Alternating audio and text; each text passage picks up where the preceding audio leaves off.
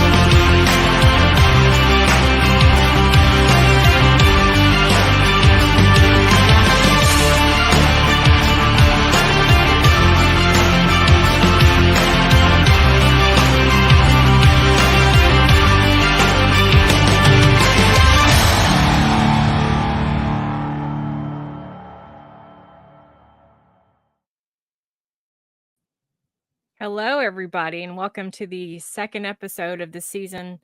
It's going to be an interesting one. I've got Gary here with me. Michelle's having computer problems. Hopefully, she'll be able to come on soon. But today we have a special sort of a game type of stream. When I say game, you'll see soon why I'm saying that. But it's a game of 20 questions like you've never really seen before. So Gary, welcome back. Yeah, fresh from us kickstarting a 90s renaissance online. Kickstarting and kicking ass. Because, wow, the views on that video last week, I just want to thank everybody that tuned into that and gave me great feedback, great comments. I mean, we got some new subs. I think we got like 16 subs out of it. Yay. Wow.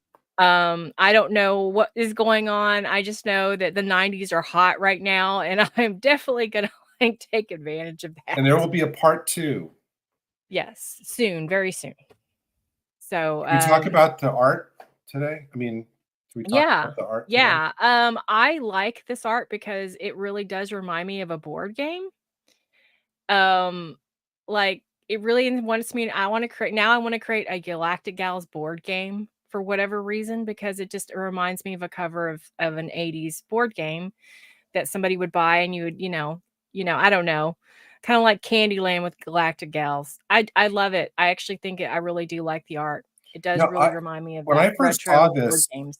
I thought that it looked to me like, in a good way, it looked like almost kind of like one of those like book covers, not like a science fiction book, but like almost kind of more of a children's book cover from the 50s or the 60s. you know, that you'd find in the library or something, and it would be like, I don't know what, but I mean, it struck me as very, yeah, very kind of that retro too. Yeah, definitely art. that too. Very, very nice. Now I don't want to put you on the spot because I know you mentioned you actually had, and maybe this will give some time to Michelle to fix her computer issues. But you said you had a top 10, a special top 10 list. Do you have that on you by any chance? I do. All right. Okay. And this is Doctor Who related. This is Doctor Who related. Yeah. So this is supposed to be okay. Let me see. How can we do this? I'm going to. Here's what I will. Oh, there she is. Hey. Good. We'll Yay. We'll save that. Well, no, go ahead. You know, I think you should share it. I think we should do that really quick. Okay. Let Michelle get her wits about her. So and stop steaming coming out. You know. here's what I'll do, Andy. I will, as I go down this top 10 list from 10 to 1. Mm-hmm. What I'll do is I will, as I go, I will drop the titles into the private chat, so then you can post them, put them up on the screen at the bottom, you know, so people can see it. Would that work? I would have to stop sharing this. Oh no, then let's not do that. But okay. No, it's fine. I can do that. No, I mean more as a comment, like you put up comments and stuff. You know, kind of how you put up chat comments. Yeah, I guess I could copy. I guess it would work. Yeah. I'll try. I guess I know what you're saying. More of just do it, and we'll see if we can figure it out. Okay, so the category today for the top 10 list is top 10 upcoming Hooniverse spin-offs from RTD. Now, you know, fans have been suggesting all kinds of ways that RTD can expand the Hooniverse, like a unit spin-off, or something with River Song, or the Time War, or the Master. But they're ignoring the fact that, oh, are we going to, okay. Yeah, we're going to do this. Where'd you go? We're here. But they're ignoring the fact that, no, put me back on. I want to see both of your reactions too as we go. Oh, okay. All right. But they're ignoring the fact that RTD clearly isn't the least bit interested in pleasing the fans anymore. He's got his own agenda to push. So our spies, our Galactic Guardian spies, have obtained a secret document from the Bad Wolf Home Office in Cardiff that reveals RTD's true plans. So here are the... Oh, gosh. Sorry, guys. Here are the top 10 upcoming Hooniverse spin-offs from RTD. I'll drop these in the private chat as we go in. Okay. Okay.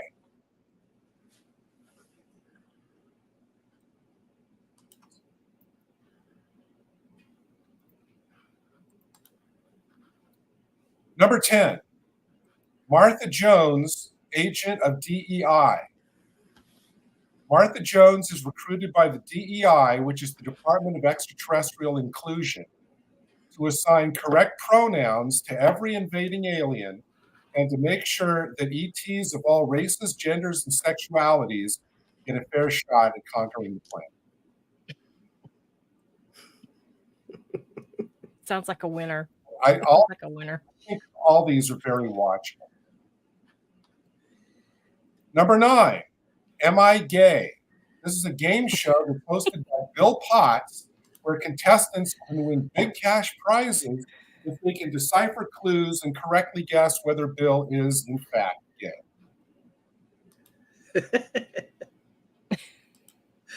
Are we going to vote for the best one? We should vote for the best one after, guys.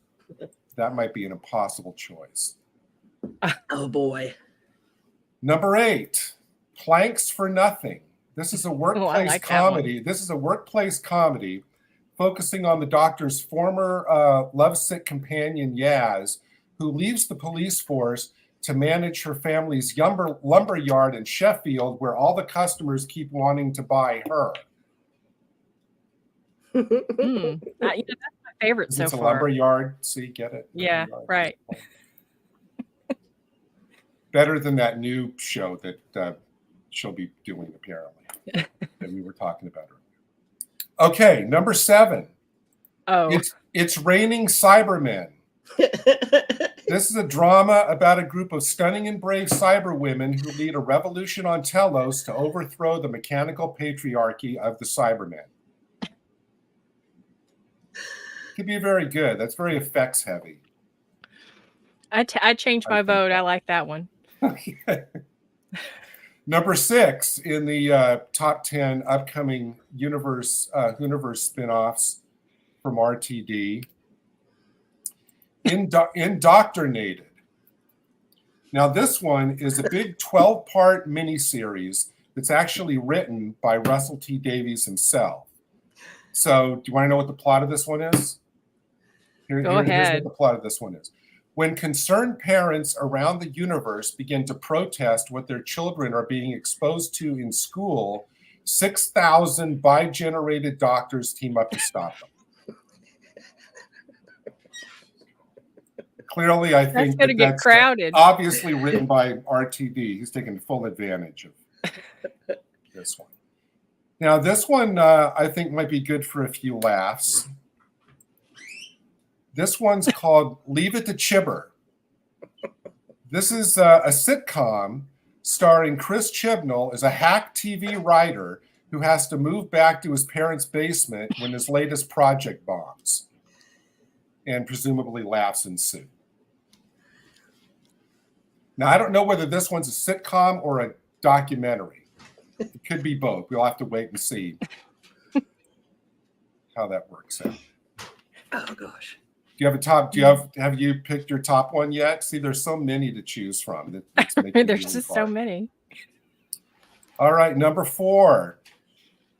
Tales of the Brokeback TARDIS. Now, this is a follow-up. It's another anthology show featuring past doctors and their companions, where they reflect on old adventures and they realize that everyone who ever entered the TARDIS was actually gay. Isn't that what they're doing now? You can see the theme. You can see the theme here that I can definitely see it. Is going with on these spin-offs. Yeah, I can see it. We can talk about the possible ratings of these later.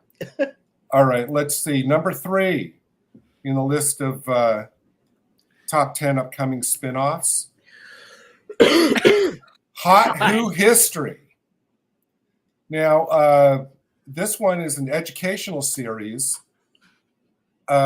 exclusive to Disney Plus, by the way, exposing the truth about all the men throughout history with whom the Doctor has had heated encounters, like Houdini. Makes sense that that's on Disney Plus. Sure. Number 2, boy, we're getting close. I can't even imagine. I Dream of Jinxie. Now, this is a sitcom starring Jinx Monsoon, everybody's soon-to-be favorite Doctor Who actor, as a mischievous genie who takes up residence on Bannerman Road and disrupts the lives of Sarah Jane's old team, Luke, Clyde, and Ronnie. I Dream of Jinxie.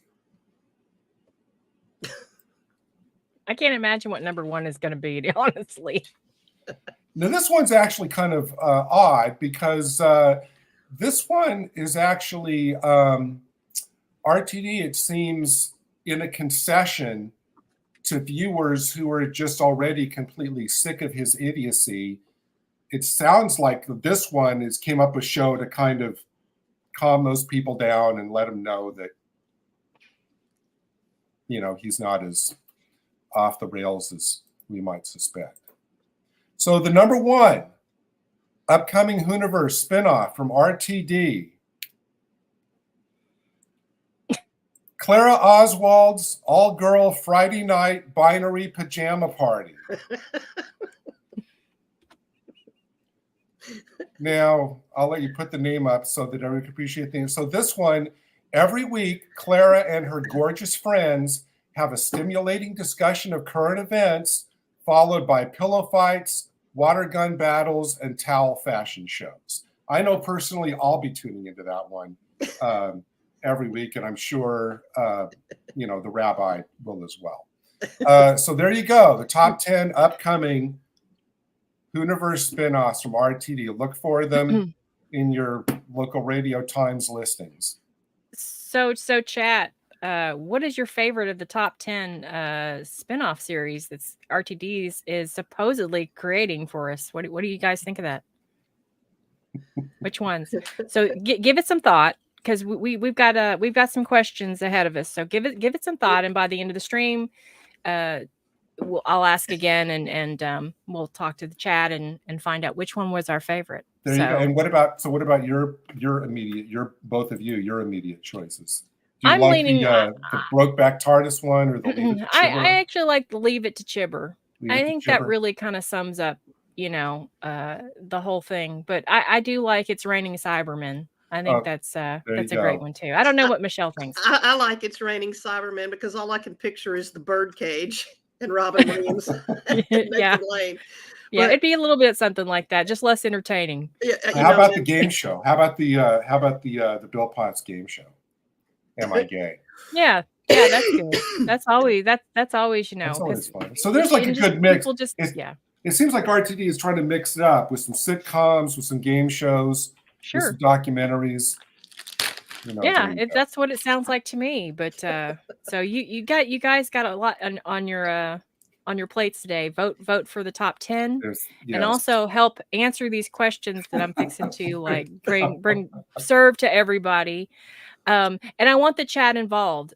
These questions are just the same, as if you be on the stream with us. I want you to answer the questions if you want to. Of course, no pressure. But I want to get everyone's thoughts on these questions that I've come up with. I think they're a lot of fun.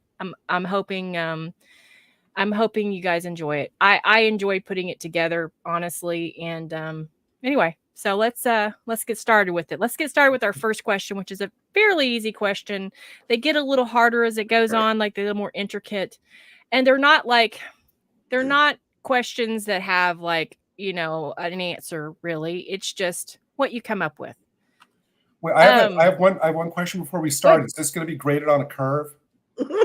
No, of course not. Okay. But it's very interesting to see how many that you could actually have answers for on the fly. So no pressure. I mean, but I don't know if you could probably come up with something for every question, but we shall see. Okay. I'll be very impressed. How much do we get to bet on each question? I don't know. Like, what do you mean, like bet? Well, like in Jeopardy, don't we bet on each question? And it's not that kind of... No, it's not like that at all. You'll see what I mean. All right. It's more like just thinking outside the box of some of your favorite pop culture characters and scenarios. So, all right. So, number 1 is an easy one. If you could swap lives with any fictional character for a day, who would it be and why? That's easy. That's supposed to be easy? Yeah. I can't wait for the hard ones. This is an easy one. No, I think they're just more intricate. Michelle? Well, boy, that's a tough one because that's such a broad, and it can be male. category. If you're female and you want to swap, like lives with McKay, you could. I'm not saying that's where you're gonna stay. No, but I was thinking about Atlantis last night, and I love McKay, and I would want to be somebody opposite him, standing toe to toe with him, because it would really create fireworks. Because just a few minutes ago, trying to get on here, I was having a McKay moment, and was ready to pick up everything and throw it through the window. I don't know. I'd probably want to swap with Dr. Zelenka on Stargate Atlantis just to go toe to toe with McKay.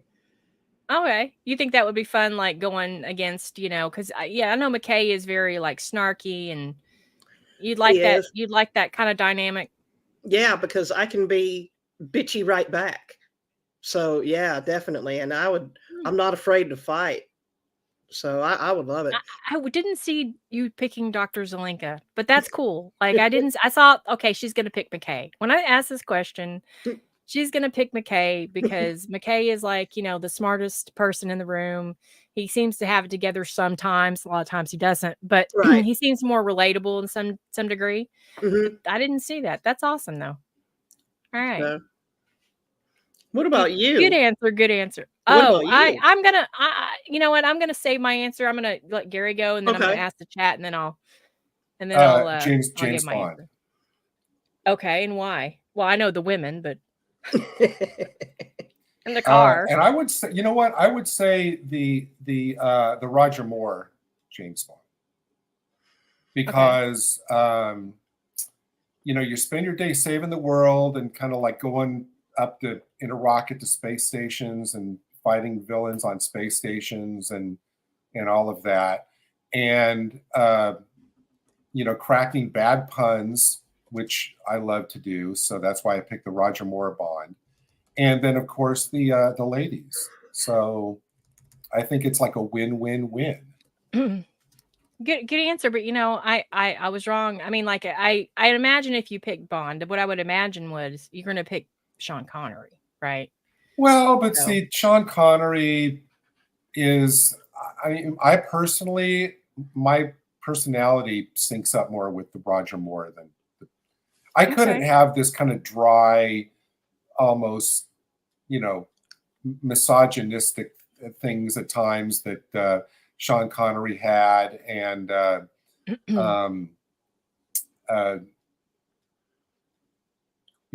it would be great to be, to fight somebody inside a volcano, that would actually be kind of cool, like Sean Connery did. But yeah, Sean Connery was a little misogynistic in real life. And then, like if I was Roger Moore, then I would get to, if the villain is like in a car, like on the side of a cliff, I'd get to kick the car over the cliff. That would be fun.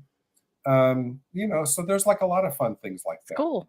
All right. So we have Michelle, trading places with Doctors Lincoln, Stargate Atlantis, and we have Gary trading places with James Bond, Roger Moore, which for obvious reasons. So Miranda's Media said they would trade with Death because this is, you're talking about Supernatural, because the cool presence, which I agree, and the fact that Death can eat as much junk food as possible, like donuts and Philly cheesesteaks and stuff like that, and scaring the hell out of Dean, which is a plus because that's always fun. And then Wynn says Xena Warrior Princess. I really probably don't even know how to ask why, because she's probably badass. I'm sure that's the reason. Okay, so that's all I see from the chat. Keep getting them in. I'll read them off as soon as I can. Eastland says the team on Buck Rogers. The team on Buck Rogers, except the white lycra. They had interesting jobs. Eastland wants to be Tweaky. That's actually would be. She wants to be any of the team, which could be Wilma Deering, I guess, too. So I would assume. I don't know. Okay, so mine's an unusual one, but you probably see it coming, and only because, like, I don't know. Because I want to drive the car.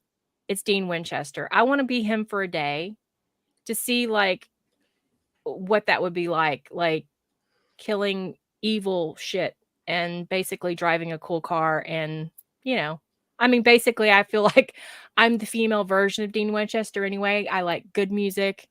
I like muscle cars, and I like whiskey. So and I would like to kill like evil things. Yes. Because they're just evil. And yes. It just seems like fun, and I like the fact that he has an actual good relationship with his brother somewhat. Sometimes it's complicated, but at least they have some sort of like, they like to protect each other. And I never really had that with my family too much. So yeah, that's why it's in, I would be Dean Winchester for a day, just a day. There's no way I'd want to live that life of killing vampires and zombies and, Wendigos and all this weird shit that they kill. So that's what I would do. Because you want to drive the car, I thought you were going to say Michael Knight from Knight Rider. I don't know why I thought that. No, but I think it stems from that because I've always loved cars. And that was probably one of the first ones as a kid that I'm like, I really wanted. What about the Dukes of Hazzard car? Yeah, I wanted that one too. Okay. Now, I like muscle cars. If I was going to have a car, it would be the one David Tennant drove in Good Omens. That car. Yeah, that's a nice car. Right. I would definitely take that car. There's, you know, Yeah. I wouldn't cry over it if somebody offered it to me. So yeah, for real. So Eastland, she's confirmed. Yes, Wilma Deering. Oh, yes, Wilma as a Deering. child, I wanted to be Wilma Deering too. Yeah. We used to fight on the playground who's going to pretend to be the Wilma Deering character in elementary school. So, Miranda says, "But be Dean for a day. So much pie." Oh yes, that's the other thing. Oh, see, I love pie. I do. Pie is the best thing ever, and so, you know, and he's snarky and cool, and like he's, you know, funny. So, yeah, I would be a dude for a day. Okay. All right, let's go to the next question. They get harder. Okay. Do you ever find yourself relating to the villain in the movie or TV show, and to whom would that be and why? Every day. Yeah. For me. Yeah, it depends on what's going on at work. Yeah. Or in the world. Yeah. Okay, I'll take this one. I just watched the other night Man of Steel, and I have to say, I am impressed. I love Henry Cavill as Superman. He did a great job. Okay. And I hadn't seen the movie. But General Zod, yes, I would be General Zod, and I would go and Michael Shannon is amazing in that role. Yeah. And it makes you kind of like General Zod. Yeah. I will concur. Because, I mean, I could see where he was coming from. You know, he was all about his people. But in the Christopher Reeve version, it was like really different. But I like the way they portrayed General Zod in Man of Steel. So I would want to be him because, you know, to me, he thought he was doing his world justice. And that's what I would want to do. And I could do what he was doing, no questions asked, if I could be him for a day. But I can relate to that. Good one. I didn't see that coming. I didn't see that coming. You're gonna come on here today and say you love Man of Steel. I love that movie. I say I love Henry Cavill, but yeah, he did a fantastic job. I mean, he was close to Christopher Reeve, you know, in portrayal, and knowing what you have said about him and how he loves certain lore, like in the Witcher books, and he tries to play the character close. He was spot on for me. So yeah, and very sad that James Gunn doesn't see that. Yeah. Well, and have you seen the rumors that have been really heating up the last couple of days that he's hopping over to Marvel? Oh no, I haven't heard that. I've seen pictures of the new Superman, but jumping from a crippled ship to a sinking ship. You know, no, I really hope that's not true. I really hope that's not true. I hope he doesn't do that. Maybe Eastland has. I love Eastland's answer in the chat to this question. I love Dragos and Jason from Star Command on Saturday morning. Dragos was the guy with the eye patch by the actor. I can't think of the name of the actor. You'd know him in a second if you saw him. I know who you're talking about. Yeah. Yeah. I think I know. That's so cool. Very cool. That's awesome. But so what about you? This one is hard. I can't believe you say these things are easy. I mean, they're oh man, you know what? Okay. Does it have to be a genre movie? No, it can be because mine isn't at all like in sci-fi. I won't. This isn't okay. I'm going to answer this, but my answer is not so much a villain, but an antagonist, which I guess kind of is the. Yeah, well, that's fine. Yeah, that's the same thing. Mine would be from Smokey and the Bandit, Sheriff Buford T. Justice. And here's why I relate to this character, because so often I find myself in the position where you're just trying your hardest and you can't accomplish what you want to, and what you're looking for just keeps getting away, and you just kind of hang your head at the end of the day.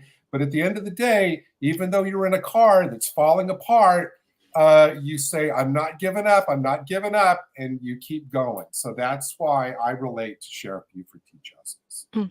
And brilliantly played by Jackie Gleason. Come on. Yeah. I mean, it really is. And so and very relatable because when you do get angry at stuff, I mean, that's exactly how I react. I have to say, don't most of us. And But then I sometimes you really want to like your kick answer. somebody in the butt and go, "That's an attention getter." Yes. Yeah. Yeah. Yeah, you do. It's for like that's sure. very somebody. I'm surprised nobody's written a book called Sheriff Buford T. Justice's Guide to Life. I would buy the heck out of that book. Oh, you know, actually, a lot of that would probably be like awesome now because the state of the world. It's like buying a book written by Archie Bunker. Mm-hmm. All of it would make more sense now than it ever Mhm. did when it aired. So yeah, that's awesome, Gary. I didn't see that coming at all. That's awesome though. See, that's what I like about making it open because it could be anything. Oh, Eastland says, write that book. You know what? Maybe I'll talk to the people who own that character and see if I can write that book. Oh, Easton Berkholder says that he wants to be. And I want to be the first villain in Battlestar Galactica Baltar. probably That's cool. that's talking about the original series, yeah. played by the great John Colicos. I'm sure that anybody that comes here is probably talking about the original. The great John Colicos played that part. And when it says Predator, I'm assuming that that's to annihilate all the people you work with, but I don't know. I can't say for sure if that's what you mean, Wynn, but confirm that. I would be. She spends her days hiding out in the woods, pretending to be invisible and thinking up ways to kill her enemies. Actually, that would be awesome.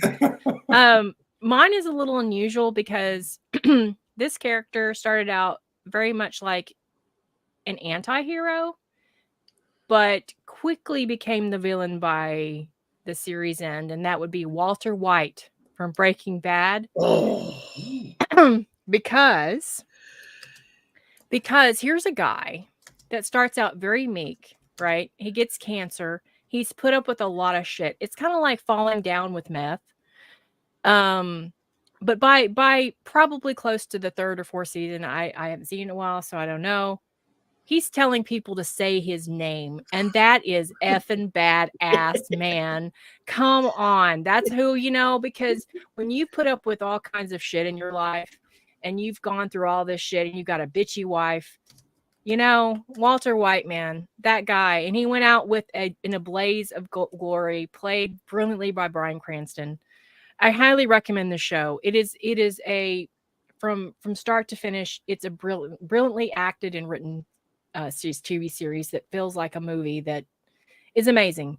So yeah, and if there's my villain would be Walter White. Law enforcement authorities watching today, she is not saying that she relates to the villain because they're in the same line of work. Just to clarify. Right? No, I have no desire to make meth at all. No. But it's a really great show, and I just I find myself relating. And one scene is particularly is where he's working in a car wash, probably in the 1st or 2nd episode, and there's this guy that he works for. He's a guy that's foreign, okay, and he's a real dickhead, and he's doing this part-time to make extra money. And basically, this guy has eyebrows from you think Peter Capaldi had attack eyebrows? This guy, owns eyebrows. It's like his one forehead is one eyebrow, and he was wanting him to work a double shift, and he says, "Look, I can't do that. I have to go." And he was like, and the guy just insists, and like you're basically saying the guy's lazy, and Walter White just has enough, and he says, "Fuck you and your fucking eyebrows." And I'm like, that's it. You're my hero. Yeah. That's you on a Friday. Yeah. I love the scene when he went to go confront Tuco in that apartment complex. That's not crystal meth, and he threw that thing down. Boom! Oh yeah. That's I when have he never kinda seen the show. Oh, I'm telling you, it is It's an good. awesome show because you like the character. It's just even when he's really bad, you still see that side of him that you liked. Mm-hmm. And even toward the end, I was like, yeah, but I like him. I just do, like his brother-in-law's a dickhead, his wife's a bitch. Yep. The only person he can really rely on is Jesse, and he kind of messes that up. But yeah, Breaking Bad stream probably should come up at some point. it's a really good series. I mean, you can't help but relate to him because he's trying to think of the future. He's got his son who's, Oh yeah. special Yeah. needs and Yeah. needs help.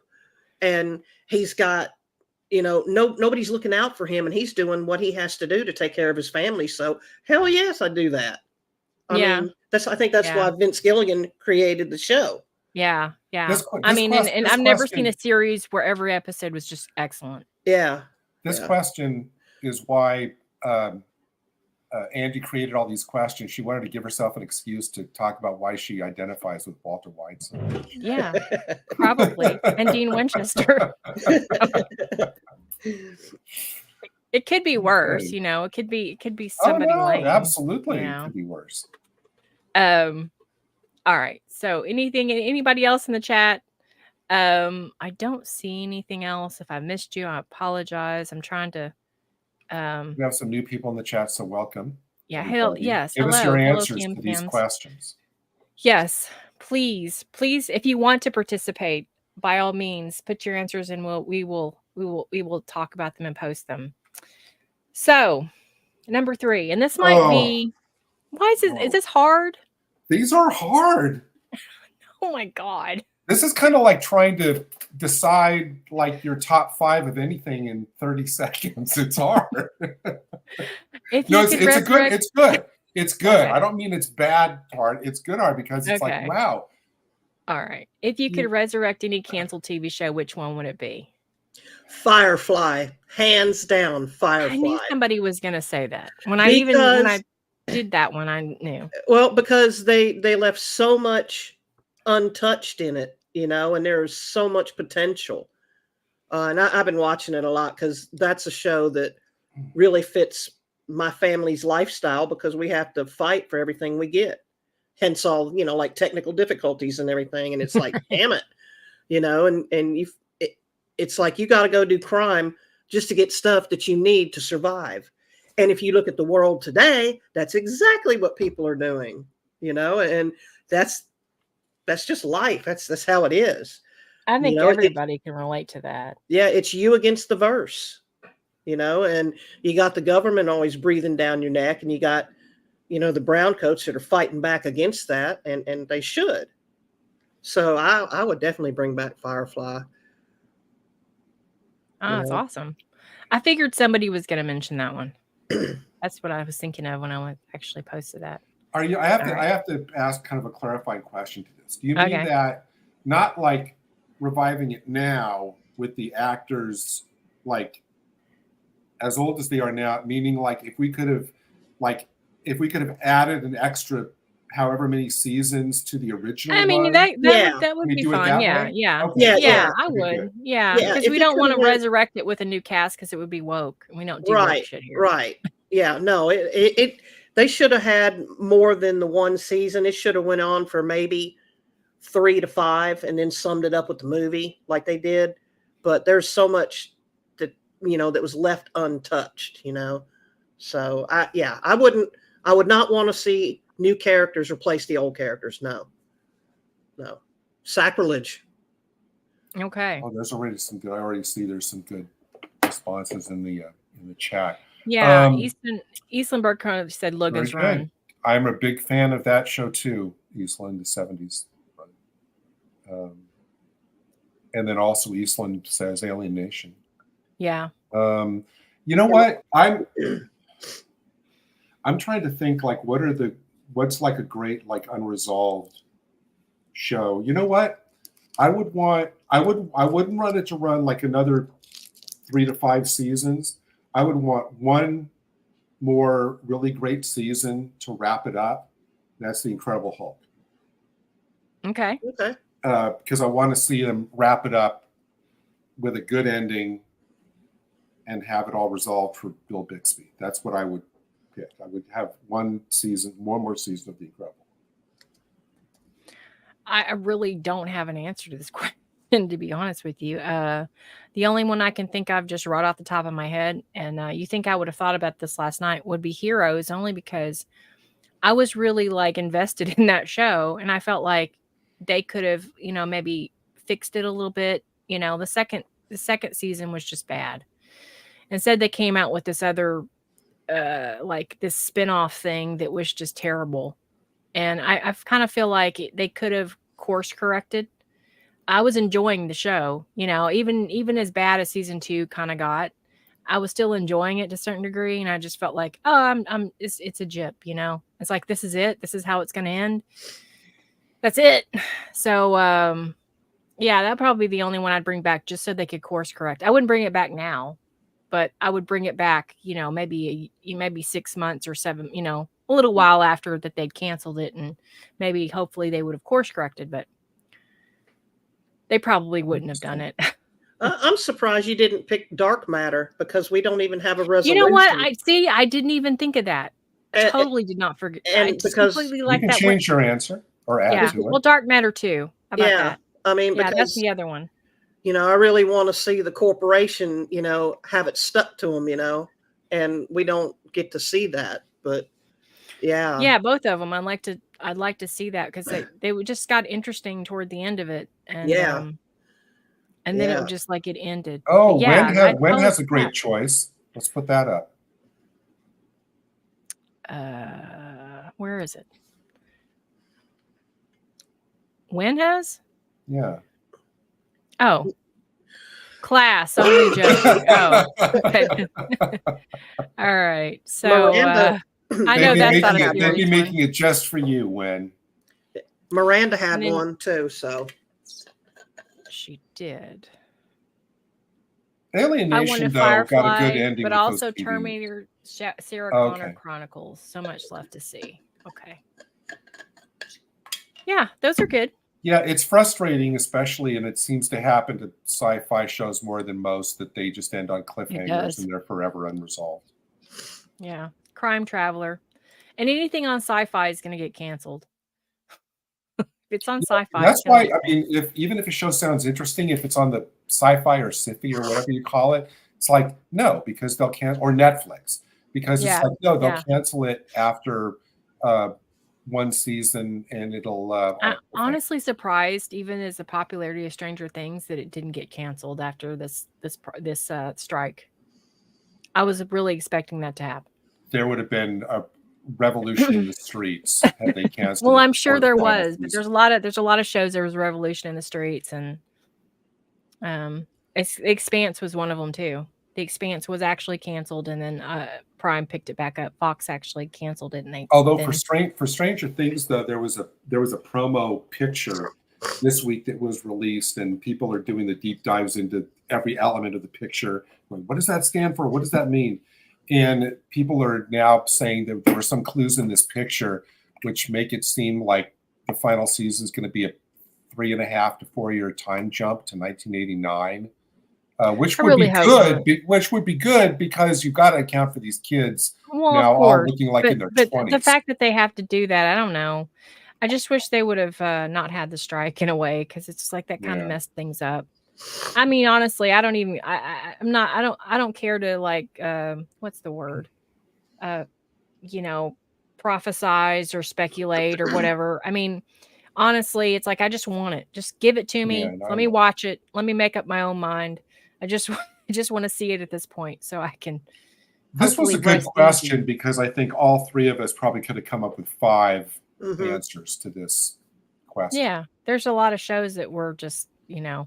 I'm surprised you didn't say Briscoe County Jr. That was going to be my second one, but the first season ended in a good spot, and even though they had ideas for keeping it going, where it ended was kind of a good, nice, appropriate ending. So I didn't feel.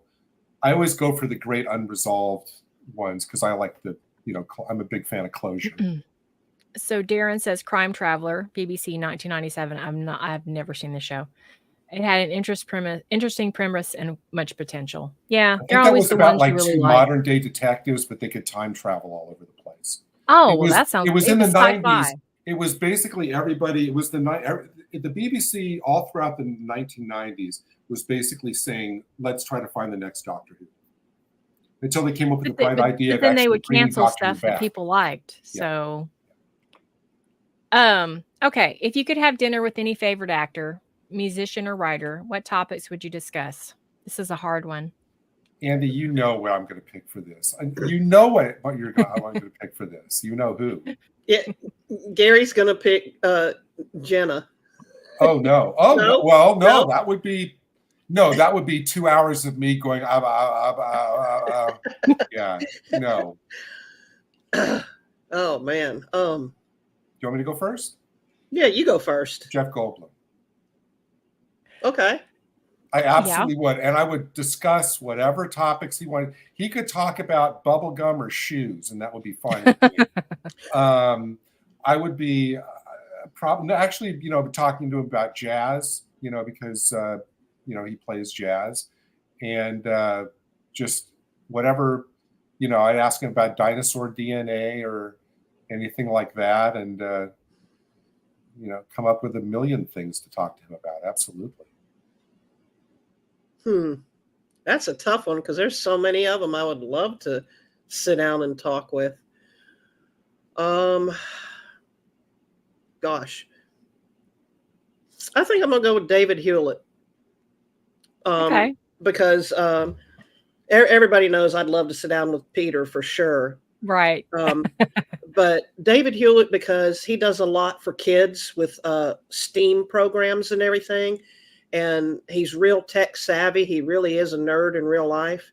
And he's teaching kids, that science is fun, and he does a lot for kids, and they do like robotic competitions. He has his own show that he does with them and the chats. And he's always talking about modern technology and all the new things and with all their bells and whistles and everything.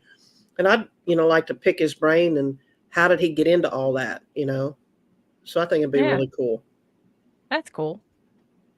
And I know everyone thinks I'm going to pick one person, and I'm actually not because everyone thinks I'm going to pick this person.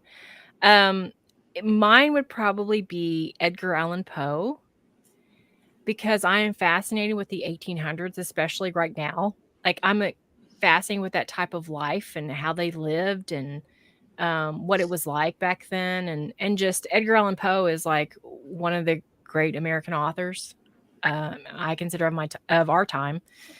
And I would pick his brain. I would be like, where did you get all these crazy, crazy stories and things like that, and just how life was back then. I think that talking to somebody back in that time period would be fascinating. It would be. If I had Edgar Allan Poe over for dinner, seriously, I would just sit him down on my couch with a big bucket of popcorn and show him all those Vincent Price movies that were of his stories. Say, hey, they made a movie of your book here. Let me tell you something about Edgar Allan Poe that a lot of people know. He was very snarky. He actually used to write, articles in the local paper at the time about Nathaniel Hawthorne, who wrote the Scarlet Letter, and said he was a hack writer pretty much. So I can imagine his words that would come out of his mouth would be pretty entertaining about these cheap movies that don't even come close to any of his stories. Like, hey, Edgar, that poem you wrote, The Raven? They turned this into a comedy with Vincent Price. Let's watch. Right. He would not be happy. He was Edgar Allan Poe was very full of himself about his writing, and he had every reason to be, but it was actually quite comical, some of and I don't have any quotes at the moment, but if you ever get a chance, look it up. The things he wrote about Nathaniel Hawthorne were hilarious. He was very snarky. He was like the Wendy Williams of his time, making snarky comments about his fellow writers and how they weren't very good. I would like to see what he'd say about Stephen King. That would be hilarious to me. I've got to say, Andy, I'm actually kind of surprised you didn't pick a musician. So since you didn't, I'm going to put you on the spot. Which musician would you have? Dan Fogelberg. Oh, very good. Hands down, yeah. I would talk to him because I think he wrote some of the most beautiful music ever. Nice. So, yeah, I probably would. For sure. Yeah, I never got to meet him. I wanted to. And I did get very close one time, but unfortunately he passed away. And I didn't Twin Sons of Different Mothers is one of his best albums. Yeah, it's a great album. But yeah, that was the musician. But nice. Yeah, I mean, of course, Peter Capaldi, I would love to sit down and talk with him too, but You can talk to him about his music. Oh, the second person I'd like to have over is Craig Ferguson. Oh gosh, yes. Oh, that would be awesome. Yes. I would like to have dinner with Peter Capaldi and Craig Ferguson at the same time. Yeah, there you go. Yes. That would be and very then they could go out to the garage, your garage, and they could do a little jam session. Yeah. After dinner. I would actually like to sit down with Peter and watch the John Pertwee era. That would be fun. That would be fun. It would be. That's awesome. Yes. If I musician, maybe composer, it would have to be John Williams, because John Williams has written some brilliant scores for a lot of movies and films. Yeah. Hey, Alan, how are you doing? Yeah, for what it's worth, Fogelberg's Phoenix, it is a great song. I agree. I had that album. Actually, I love that album. I actually have it on vinyl. So, yeah, big Fogelberg fan. Darren, I saw this coming. Douglas Adams to talk about life, universe, and everything. What else? But that would be cool. Yes, H.P. Lovecraft. Yeah, that would be very cool. I love H.P. Lovecraft. I love those gothic horror, authors, because they really knew how to write a great tale. The Dunwich Horror is one of my favorite stories, and I did watch a version with Dean Stockwell the other day. Yeah, it was in Standard D, and it was entertaining, but not anything like the story.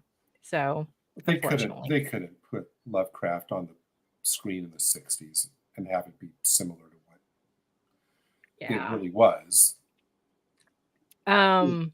Standard D was like the weirdest choice as a heroine in the movie. But anyway, let's see what else we have here. Number 5. Yeah, I need to go find my Fogelberg CD. Yes, I still listen to CDs sometimes. Wow, I listen to vinyl. You've started a Dan Fogelberg renaissance there. Yeah.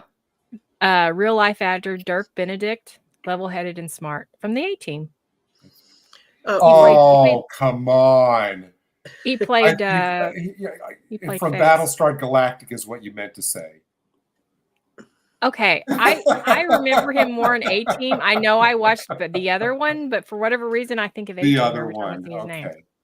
All right, that's fine. Okay, so next question. Miranda said, for number 4, ask George Lucas why. Yeah. Did you need the money that bad, George? Yeah, that's what I'm going to ask. Yes. Did you really? Well, no one said Chris Chibnall. Where you start. Chris Chibnall could drop off the food at the door. But if you think about it, if you wanted to really get to the bottom of why he did things, you would probably want to have dinner with him. I don't know, imagine why, but maybe to curse him out or something. Yeah, throw your wine in his face. When Chris is going, oh, my stomach feels weird. I go, it wasn't because of anything I put in the food, Chris. Just want to assure you. Okay.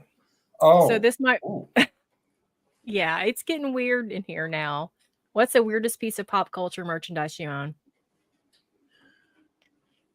Oh, boy. I only have one that I can possibly think of right now. This is going to be a weird question. What exactly do you mean by pop culture merchandise? You mean merchandise that's directly tied into a TV show or a movie? Yeah.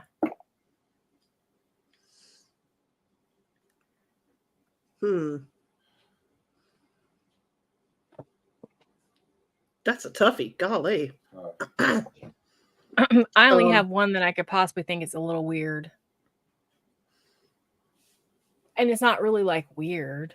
It's just different. Please don't say like it's like a piece of clothing that used to belong to Peter Capaldi or something like that. No, I don't mean that. No, I don't know. If I had that, that'd be awesome. I would definitely want that, actually. I would want maybe this is the Kleenex he blew his nose on. I would take it. Oh gosh. This is hard.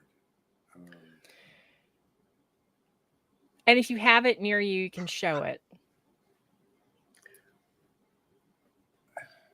The only thing I can think of, and this isn't a weird, I don't call this a weird piece. It's just like maybe like a Funko. That's the only thing I can think of. It's just like a Funko of, I don't know. And that's not even a weird piece, like a Doctor Who Funko. I don't own any weird things. That's the hardest part of the question.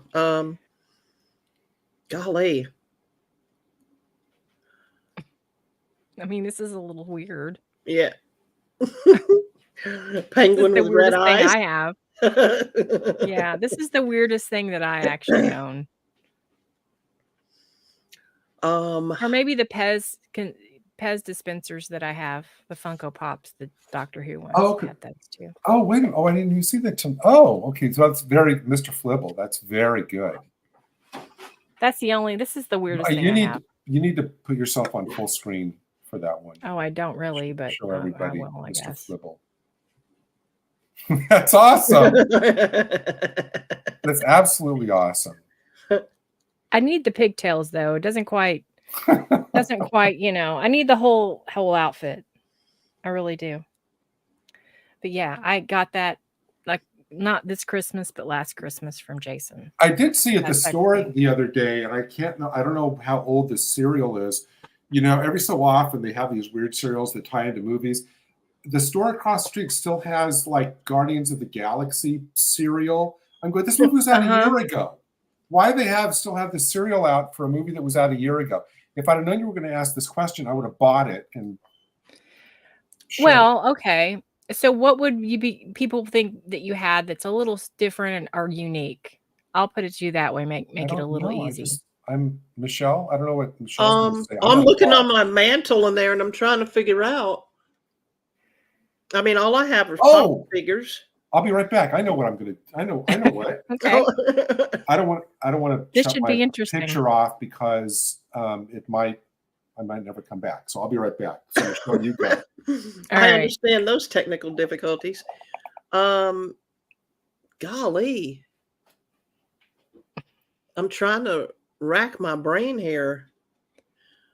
That's a toughie. It is. I knew this would be a hard one, even for me, but I just thought, well, maybe I'll put it out there. Maybe they do. I didn't.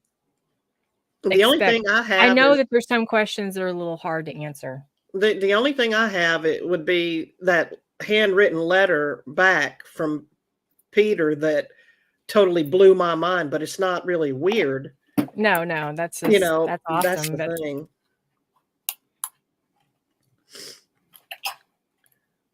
Let's see what the masters got back for us now. No. I'm sorry, Michelle. What did I miss? What did you say was yours? I said the only thing I have is the autograph and the letter from Peter Capaldi.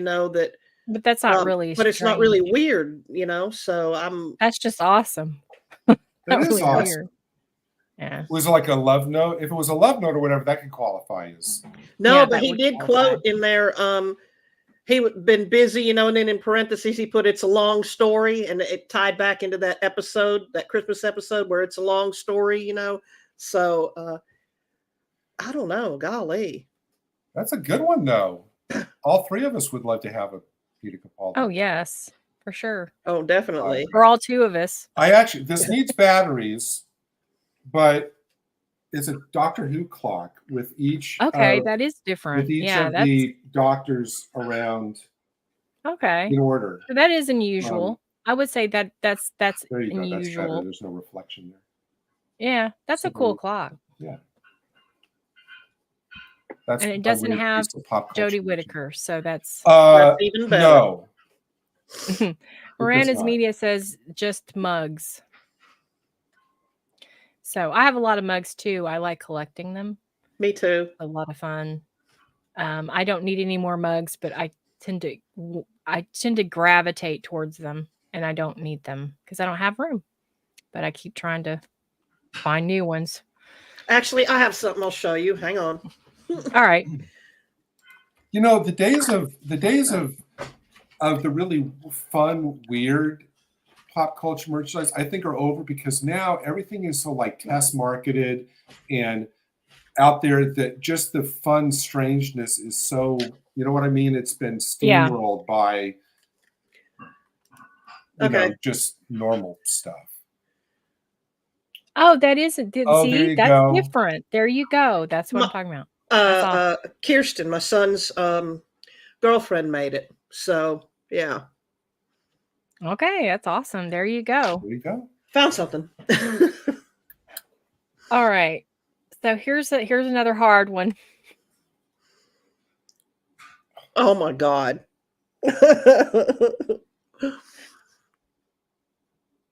And on that thought, I have to run to the little girl's room. So you guys ruminate and My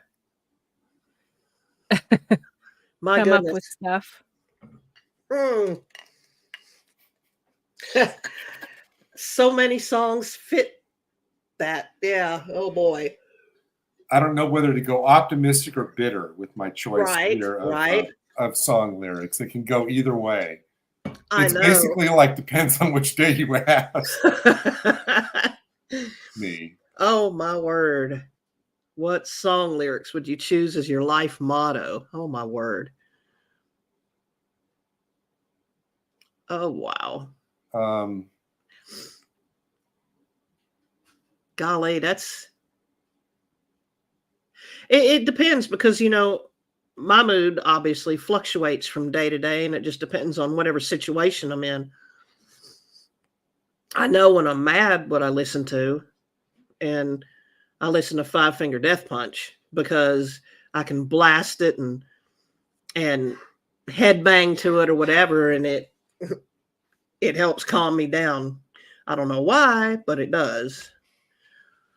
I'm trying to honestly, it would probably be. I'm trying to think of probably a Sinatra song lyric or something like that. All right. And do you have those lyrics? No, we've just been chatting about. Okay. I like These actually. Are hard, huh? I actually like one of Miranda's choices. Sometimes it feels like that's the one I'd choose. Okay. I'm on the road to nowhere. Okay. Yeah. I do know that song. Yeah, I think we all feel like that, don't we? Especially in the United States. With their current idiot in chief. I guess, one song that stands out for me because I'm such a giving person when it comes to my family would be Bryan Adams' Everything I Do for You. Okay. That was actually Tracy's in My Wedding song. So, because I put them all above me, and I've always have done. So that, that's for family side of things, but my life in general, golly, that's a toughie. It is. And you have to really kind of think about it. This is the hardest one so far. Or no, I won't say hard, I'll say challenging. This is the most challenging. I keep using hard. I mean, when you left, Andy, Michelle and I were saying, it depends on which day of the week you ask. It's yeah. But I think that there's some Don't Fear the Reaper, Blue Oyster Cult. Now that's a badass song. I like that song. That's a good song. Sure. I can relate with that sometimes. Alan says The Seeker and Won't Get Fooled Again. Yeah, Won't Get Fooled Again is, it's an anthem. Leave Me Alone by Lori. I've never heard of that song. I never heard of that artist. Yeah. Darren says Libraries Gives Us Power from a Design for Life by Welsh rock band The Manic Street Preachers, which I've heard of them. A lot of times I want to rock and roll. I would pick I Will Survive. A lot of times I just feel like that. It's like, just let me survive. Mine would be a song by a band called Ice House from the 80s. And it was a song from their album Man of Colors called The Kingdom. And the reason why this always stays with me is the line that really makes me feel like it's because I always go to places that make me feel better, like whatever that is, pop culture, music, whatever. And I know a place where I keep the best of things. I'm not going to wait for my piece of heaven. So basically, I'm going to make the best time I have on earth and enjoy my life. And that's where it always kind of like hits me when I hear that song. And it's a great song. Ice House is a great band. They sang the song Electric Blue in the 80s off the same album. But yeah, that song has always stayed with me since I was 16 years old. So I think that's that's why I asked that question, because No, it's a great question. yeah. I'm going to be thinking about this all weekend now. Yeah. Okay.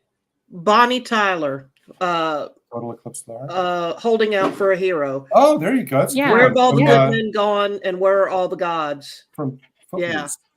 That From one. Footloose. Yeah.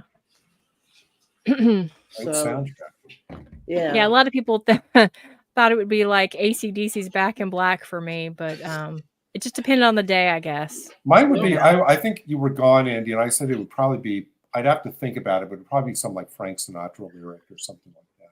I Did It My Way. Fly Me to the Moon. Yeah, something like that. Highway to Hell. I mean, well, that's what we're on. Yeah, I know, right? But it's not as cool as the way AC/DC described it. Yeah. I thought there would be a lot more fun. The road to hell is actually not as much fun as that was promised, right? Yeah. Yeah, I think it's an interesting question, and it is. The chat answers have been really great. Definitely, like Alan's is probably my favorite. Won't Get Fooled Again. Isn't that the truth? I really do enjoy that song. All right, so here's another one. What pop culture figure would you bring back that was not alive in the 21st century? So they basically had to died in the 20th century. And how would you describe the pros and cons of the 21st century to them?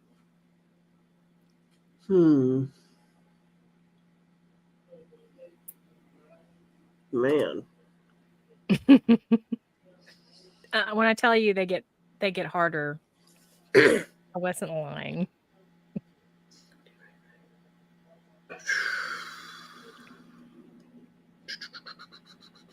I'm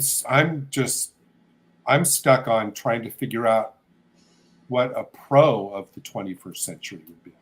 There are some pros. Really? It depends on how you look at it. All right. Okay.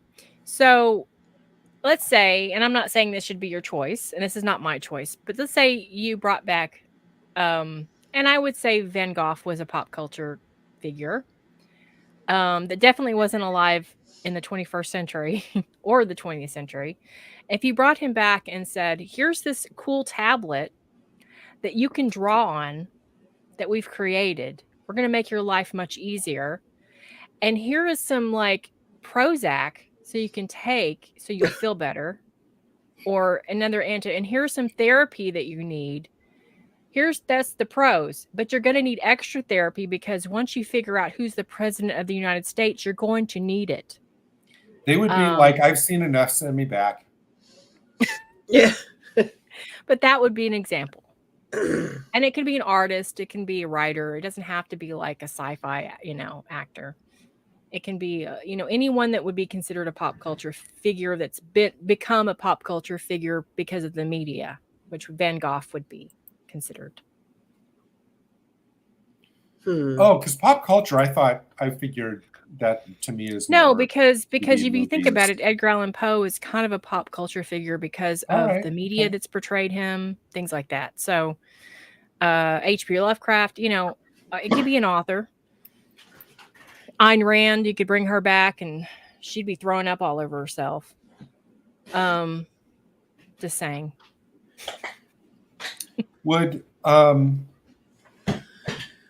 had one. The first thing that popped into my mind was Elvis, because I think it would be interesting. Yeah, showing that not would only be, his that's a own good one. legacy, but what life is like in the 21st century. But then you said, from your examples, I think it would be fascinating to bring Da Vinci and to show, say like all the things which are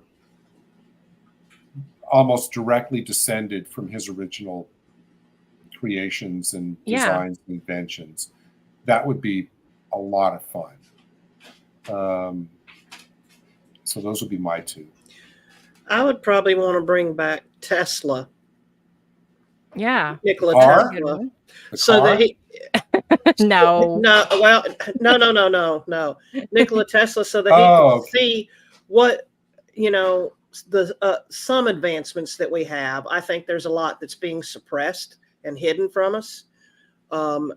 And he could see how now technology is being used for evil purposes too. I mean, it's tracking us. It's doing everything that I don't think he wanted any part of, you know.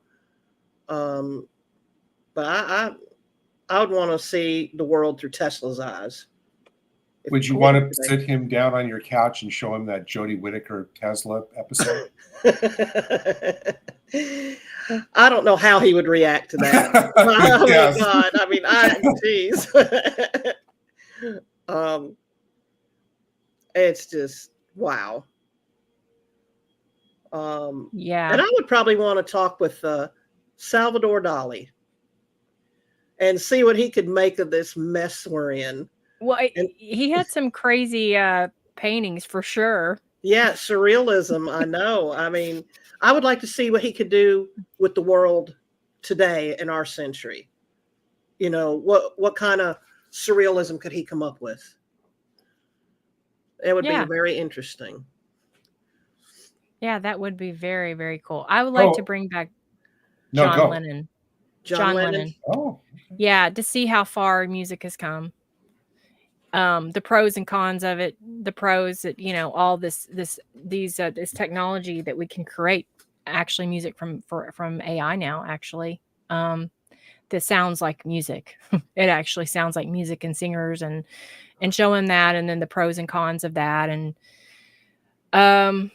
you could and just and to teach him a lesson about liberalism and how it's fucked up the country and fucked up the world. The liberalism he preached. Just to show him this is what you wanted it to be. Here it is. Imagine there's no borders. Well, here's the lesson. Exactly. Tell him how like his song is bullshit. And how, I mean, I like John Lennon, don't get me wrong, but let me show you something. This is all that you wanted. This is what you wanted the world to be. Here it is. You know what? I would actually, pop culture. Everybody hates everybody. I kept thinking about movies and TV. I think it would be interesting to bring back Fritz Lang, who created Metropolis. You know, the film Metropolis, which at that time was seen as like total dystopia, and now it's like a documentary film in a lot of ways. And say, hey, what do you think now that your science fiction ideas have actually become reality? Darren AP Ken says Freddie Mercury. That would be awesome. Okay. That would be. Sure. Eastland, get some good music again. Eastland said, bring Oppenheimer to our time. We just watched that movie the other day. Yeah.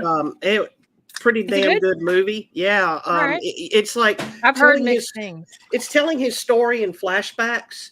And once you catch on to that, you'll get it. But man, it makes me hate our government even more. I can tell you that. I don't need one of those. I'm already watching one of those right now. I think to me personally, I think Miranda has the mic drop answer. Bring back George Orwell and see what he thinks about today's world and what he would write if he could go back and rewrite his stuff. Oh wow. Yeah. That's the best. That's the best answer. That really is. Yeah, he would say, "You've done fucked up now." Yeah, I think that he'd be stunned into catatonia to see that everything you wrote about is actually happening. Him and Aldous Huxley in Brave New World. Oh yeah. Yep. And I've heard different things about Aldous Huxley, that he was a little bit more liberal than George Orwell. Now I don't know how true that is, but he probably was. I've heard that book he was trying to write what he wanted to see. I hope it wasn't, but that's things things you see. Yeah. You know, that would be who knows? Fascinating. Yeah. Hey, John Lennon, the Soviet Union collapsed. But wait, where's more? The Russia's now controlling our elections. Yay. This is one of those questions that if you just think about it, like every 10 minutes, you'll keep coming up with. No kidding. Yeah, it seems harder, but then you start I could bring back Edgar Allan Poe and tell him, like, please stay away from 13-year-old girls because you'll end up on, To Catch a Predator, because we don't do that in the 21st century. We don't marry 13-year-old girls. So, yeah, that's a con. That's a con, Ed. Don't do it. Don't want to see you on To Catch a Predator. I thought you were going to say where you'll end up celebrated by particular political figures. Oh, yeah, if you're liberal. Oh, interesting. It's shows to choose. I already know mine.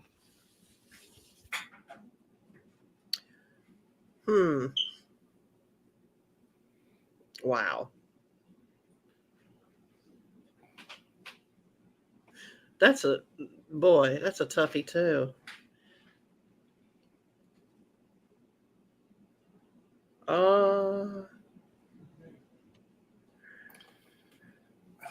Swap the main characters of two different TV shows.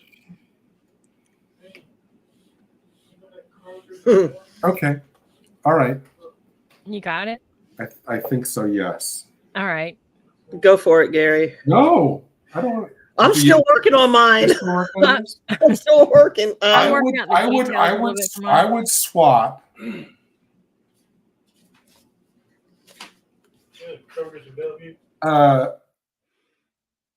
I would swap John Cleese's character from Fawlty Towers with Martin Sheen's character from The West Wing.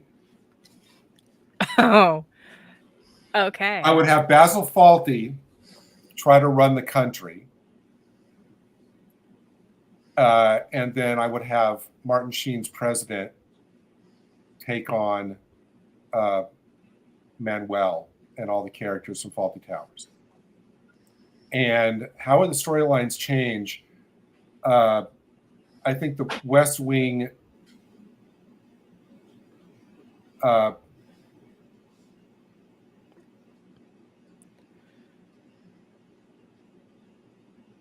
which I was kind of on. I think the West Wing would be better because it would be hilarious trying to watch. It would be like kind of watching, a current like C-SPAN now to put Basil Fawlty in charge of a country. Would basically turn on Fox or CNN these days. But putting Martin Sheen in Fawlty Towers, the show wouldn't be as funny, but it would be interesting to try to see. It would be. I'm sorry. It would be the most. It would be canceled after 2 episodes. It would be the most boring. Fawlty Towers with Martin Sheen. Yes, would be literally canceled after. And you know what? Honestly, The West Wing would probably had gone on a lot longer because that would be entertaining. Oh, I know. I'd love to see Basil Fawlty in the Oval Office. That would be awesome. God. I'm still working. I don't even know. I thought I had it, and I'm just like, I don't know. And you knew the question ahead of time. I did. I mean, I might. I kind of know, but I don't. All right. Well, we're going to go to the chat just while I think about it. Okay. Castiel with Doctor Who companion. That would be awesome. Because Castiel is so... because he's an angel, and I like the Castiel that doesn't know what's kind of going on. He doesn't know what binging is on Netflix. He's just oblivious, He's the character that basically says that he went to a liquor store and he drank it. He's just, yes, that would be very entertaining. Very. He would just be like, yeah. I can only imagine Castiel with the 12th Doctor. And if you've seen Castiel, you'll know what I'm talking about. That would be hilarious. Clueless, but also very lucky to have because Castiel is an angel with powers. So let's see. Picard and Kirk. That's interesting. How would that change it, Lucy? I'd be curious to see how that would change it. Kirk would be getting a lot more women than Picard. If Picard was on Kirk's Enterprise, I don't think that Enterprise would survive. No, he'd get them blown up or killed or whatever while he's trying to negotiate everything. Cowboy diplomacy is okay. I have one. It's a perfect one. It's switch Dean Winchester with Bruce Campbell from Army of Darkness as Ash, and put Ash in Supernatural So Bruce Campbell, which he's a lot older than Sam, and then take Dean Winchester and put him in Army of Darkness. And I don't know how it would change all that much because they're actually very similar in how they act. You said TV shows, but there was an Ash TV show, so that still qualifies. But there was Ash versus the Evil Dead, but I haven't seen that. I've seen Army of Darkness. So that's why I'm switching those, because I don't really know anything about Army of Ash versus Evil Dead because I haven't watched it yet. But I think Bruce Campbell in Supernatural would be like, take it to the next level of humor and just snarky comments. And I would just like to see Bruce Campbell with his snarky, sarcastic, humorous comments with Sam. I need to see that because I'm on a Bruce Campbell binge right now. It's no like any other. I just want to watch everything with Bruce Campbell in it because he's awesome. And I don't know. That's what I'd want to see. I think it would work. I had mine. Now it just went out the window. The 12th Doctor, put him back in Wild Wild West and put Robert Conrad's character in the TARDIS. Oh, wow. How would that change things? How would that sort of the storyline? I think the 12th Doctor, he'd be like, I think his Malcolm Tucker would come out, because he's stuck in the past. And Robert Conrad's character would be like, what the hell am I supposed to do with all this? And he would figure it out as he goes along. But okay, so how would the 12th Doctor react to Artemis? You think? Artemis they get along. They get along. They probably would get along. You think so? They would actually. That would be. I don't know. I think the 12th Doctor might get annoyed with Artemis's hijinks a little bit. And I would love to see that, actually. That annoyance. Something Michelle said, though, sparked something. I'm trying to think now what show I would want to drop Malcolm Tucker into. I was just thinking that, too. The West Wing? No, it had to be something something where the other characters be so annoying that it would just completely set them off all the time. Friends. Something like that, like Friends. Oh, you could put Malcolm Tucker in 24 and put Kiefer Sutherland in the thick of it. That was the other show. I was trying to think what character I would put Jack Bauer in. I was thinking like a sitcom. So Jack Bauer could be going, damn it, all the time, every 5 minutes. Malcolm Tucker in Friends would be great because they'd be coming up with all their I would actually 80s and 90s emo problems, and he would just that's perfect because I would love to see that. I would love to see him cuss them out every single episode. I would just watch it because I was not a Friends fan at all. I think it's just a stupid show. I never liked it. No offense to anybody. I know people love it. I know there's a whole thing, but or put Malcolm Tucker in Seinfeld. Malcolm Tucker in anything that's goofy would be hilarious. Malcolm Tucker in Seinfeld would probably be great. I mean, can you imagine Kramer coming through the door? Well, hey, Jerry. I would swap out Seinfeld. I would swap out. I would actually swap out Seinfeld with Malcolm too, because you have to switch characters. Yeah, and because I want to keep the other three because the other three would trigger Malcolm Tucker. Right. So I'd take Jerry Seinfeld out. Put him in the right. Because Jerry Seinfeld was always the fun. He was kind of the straight man. He was the straight man. So you would want to take him out, put Malcolm Tucker in there. When Kramer slides through the door, asking for whatever loan, whatever he wanted to borrow, because he was always wanting to borrow something. Yeah, that'd be great. Or I would switch Malcolm Tucker out with James T. Kirk. I would like to see. Like to see Malcolm Tucker confront the Klingons, or the Romulans, or the Tribbles. I'd like to see Malcolm Tucker deal with the Tribbles. Yeah. I mean, Malcolm Tucker, anything annoying, is a win. Honestly. Oh, Malcolm Tucker joining Red Dwarf. Oh my God, that would be hysterical. Dealing with Lister and Bremer on a day-to-day basis. You watch You watch the man lose his mind every episode. Would you watch it? I don't know. I might watch it. Oh, Malcolm Tucker and Walter White. Can you imagine Malcolm Tucker teaching a bunch of chemistry students in class? Yeah, well, Malcolm Tucker and Walter White would be it would be undefeatable force. No 'Cause shit. you have brains of controlling, certain things, how certain things are perceived from Malcolm Tucker, and you have Walter White, who's a genius chemist, and they're working this drug business together. Yeah. God. What's a good show about? I'm trying to think now. What's a good show with high school teachers? Because I would want Malcolm Tucker to be switched out with one of these head of the class. There you go. Yeah.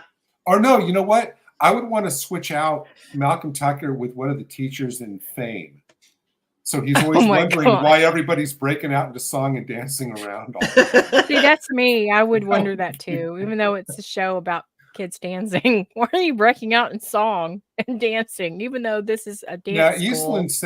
Eastland says, mentioned Frasier. I could see Malcolm Tucker. I would want to maybe. Actually, that would there work. You go. Actually. I would flip that. I would switch out Frasier with Malcolm Tucker. So when people are calling in to their problems to Frasier, I would want to see Malcolm Tucker answer. Darren says I'd swap Avon from Blake 7 with the Columbo.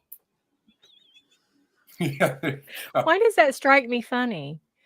Because they're totally different types of people. Columbo is just so low key, and until the end, right? And Avon is like the Malcolm Tucker of the show. Really, if you think about it, he's just kind of more of a conniving Malcolm Tucker, and Columbo is just more relaxed. So I don't know. I think that's kind of funny. That's a funny thought. Remington Steele living with the dad of Dr. Frasier. That would be strange. Okay, here we go. My last Malcolm Tucker. I would switch out Malcolm Tucker with Mr. Cotter from Welcome Back, Cotter. Oh yeah. I put head of the Malcolm class, Tucker in like with I the said. sweat hawk. I put Malcolm Tucker with the sweat Head hawk. of the class was much more like it was in the 80s where teachers are they were like almost because Dead Poet Society was a thing. I never got into that one. I watched that a couple of times. But right, but it's like he was good to the kids and everything. So can you imagine Malcolm Tucker coming in and shaping these kids? Here you go. Malcolm Tucker swapped out with Fonzie from Happy Days. Yeah. Oh yeah. Tracy just yelled, no. Kids would learn a whole new genre of language, Giles and Buffy replaced Picard on the Enterprise, but how would that change it? I don't watch Buffy, I think so I wouldn't know. That actor was up for something Star Trek related at some point. I can't think what, but I'm blanking on his name. The actor. I don't know who Giles is. He was up for some other big genre part at some point. Bobby Singer as the Doctor. Oh my God. He would call everybody idiots. You're an idiot. Oh, get off my TARDIS. Got it. Switch Malcolm Tucker out with Steve Carell's character from The Office. Totally. I would watch it. I didn't never like The Office, but I would watch it if Malcolm Tucker was on it because I wanted to cuss out those idiot people so much. Because then you have I would watch the other one with Steve Carell trying to manage the country in the thick of it too. It works. Oh my God, yeah, it would work. It would be basically that character. They would actually be in a way better shows. Yeah. Because you want to see someone bumbling. That's I finally stumbled upon my absolute answer. Your two fantasy shows. Steve Carell and Malcolm Tucker. Fonzie and Buck Rogers in the 20s. Now that's just getting weird. It's like, come on. Oh. But that's what the fun thing is. Like, you come up with all kinds of things. Fonzie with. Oh, yes, Miranda. This is Malcolm Tucker as Holly and Red Dwarf. Yeah, I could see Malcolm as Holly. Yeah. Well, we made this a Peter Capaldi Malcolm Tucker show. Yeah. Or Malcolm Tucker as the cat. That's the lesson from today. Malcolm Tucker will make any show better. Okay, Malcolm Tucker as Holly. Let's recast Red Dwarf. Okay. Okay. Malcolm Tucker as Holly. Bruce Campbell as Rimmer. Oh God. Okay. Let's make it. Really? Okay. Not Who would be Lister? Lister? Who would You be would make Lister? Bruce, See, I you don't would know. make Bruce Campbell Lister? I don't know. I thought either, but you know, Rimmer is that snarky kind of annoying, and I don't know. It's either Go Rimmer Henry or Lister. Cavill. Go Henry Cavill as Lister. No. That'd be weird. That'd be weird. Good, but weird. But could you see him wearing dreadlocks? No. I put Data in for Crichton. Yeah.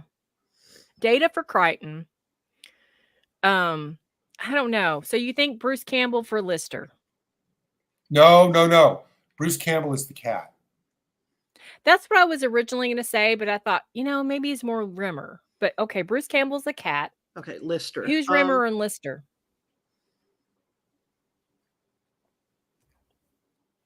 I don't know how this happened, but we're recasting Red Dwarf right now. Who is Malcolm Tucker? Holly? Yeah, Yeah. Malcolm's Holly. Oh God. I'm already seeing it in my head. I don't know who's like a laid back grunge character. On Sheldon TV. is Rimmer. Yes. Yes. Yeah. Okay. Yes. Yes. I see that. I That's see good. that. Good win. Okay, so we have Sheldon as Rimmer, Malcolm Tucker as Holly, Data as Crichton. and Bruce Campbell Campbell as as the the cat, cat. which I can see. And then we have to cast our Lister. Random Martin says Garth. I don't really see it, but no, Garth is too nice. Garth is too sweet. You need somebody who's like a slovenly. John Goodman is Lister. John Goodman. You said slovenly. He was still alive. If he was still alive, I put John Belushi as Lister. Yeah, somebody like it's just there's Bill Murray. Yes, there you go. Bill Murray. Bill Murray from 30 years ago. Bruce Campbell is the cat. Data is Crichton. But see, you're using a character, so we need to have a Bruce Campbell character. Bill Murray. Okay, no. So I would have Bill Murray's Peter Venkman as Lister. Yeah, from Ghostbusters. And for the cat would Bruce be Campbell. For Bruce Campbell, it would be. I would say. Oh, how about his Bubba Hotep character? Yes, because then he's fabulous. There you go. Well, he's Elvis. We performed a valuable public service. We've recast Sebastian Half.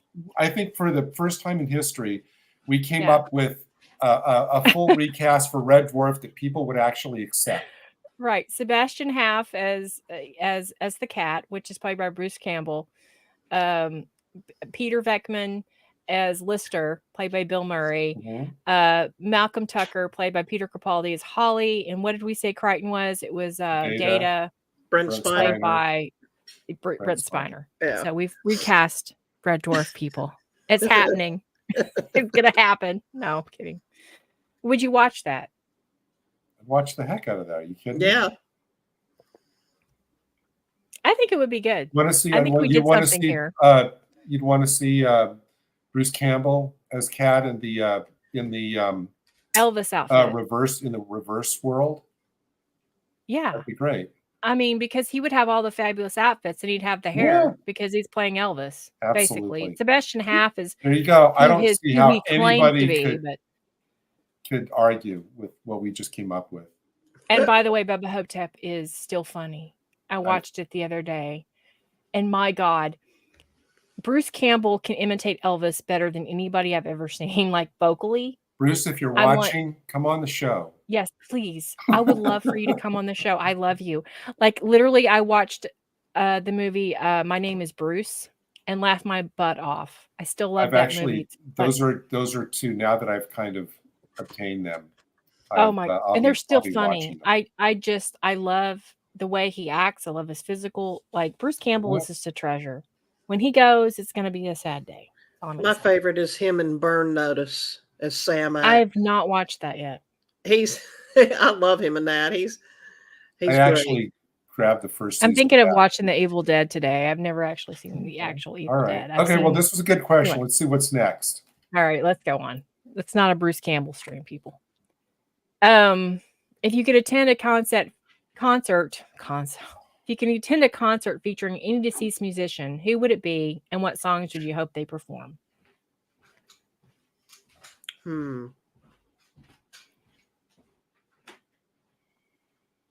Gosh.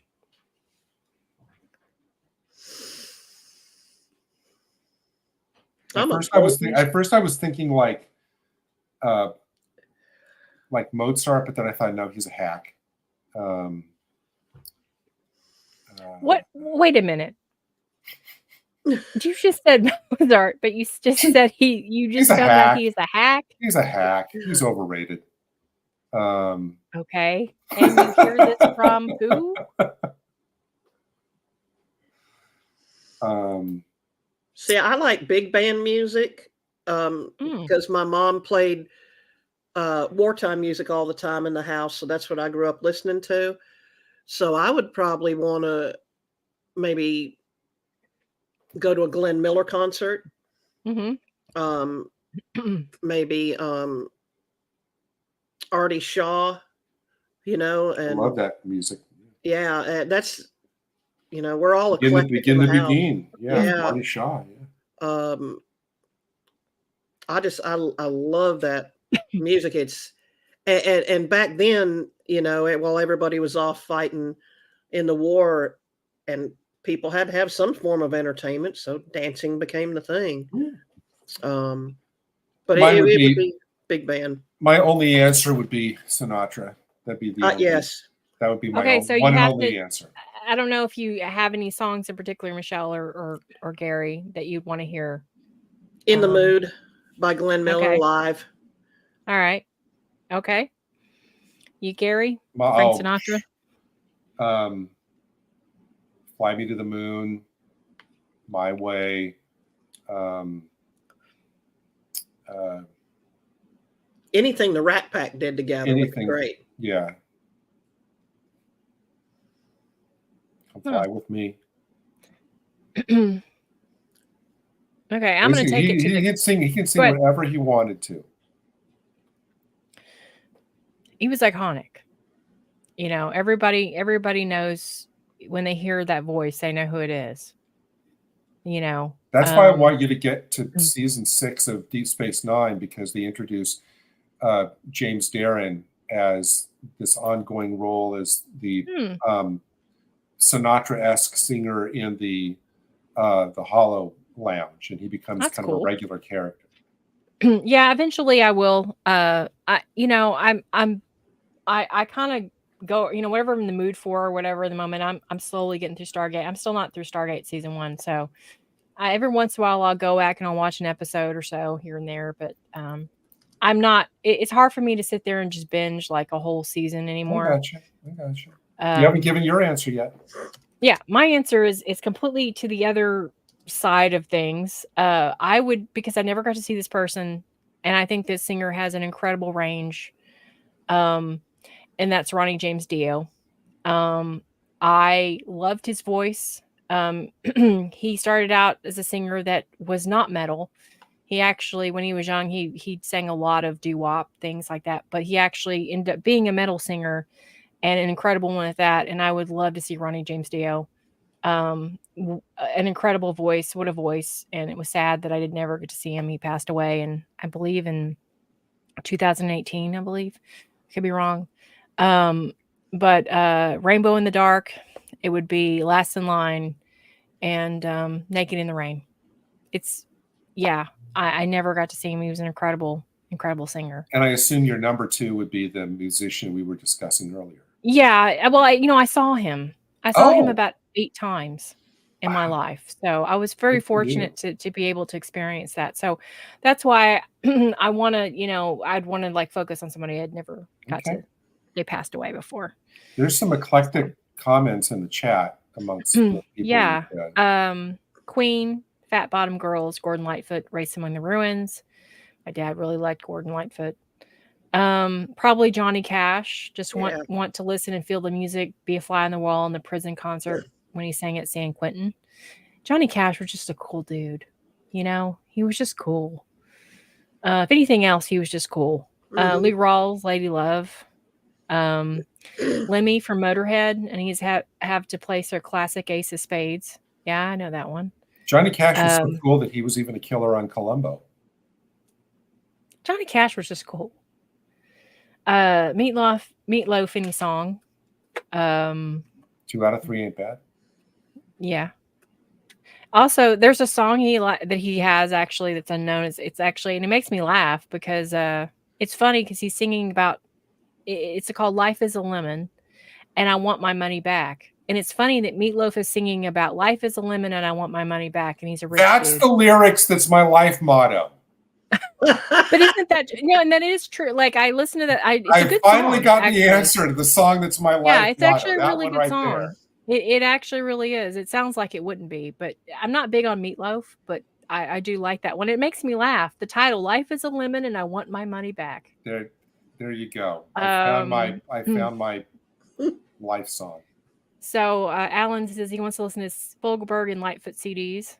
All right, we've inspired you. That's always a good thing. But yeah, we don't talk about music a lot on the show, but I just wanted to, kind of like throw that in there because music is quite about. Alan, go after the show. Go onto YouTube and find the little short SCTV skit called Gordon Lightfoot Sings Every Song Ever Made. It's a parody of an OKTel commercial where it's like a 900 album thing for $9.99, and it has Gordon Lightfoot singing like "Happy Birthday" and all these songs. It's hilarious. Go find that on YouTube. All right. All right. What fictional world would you choose to live in during a zombie apocalypse?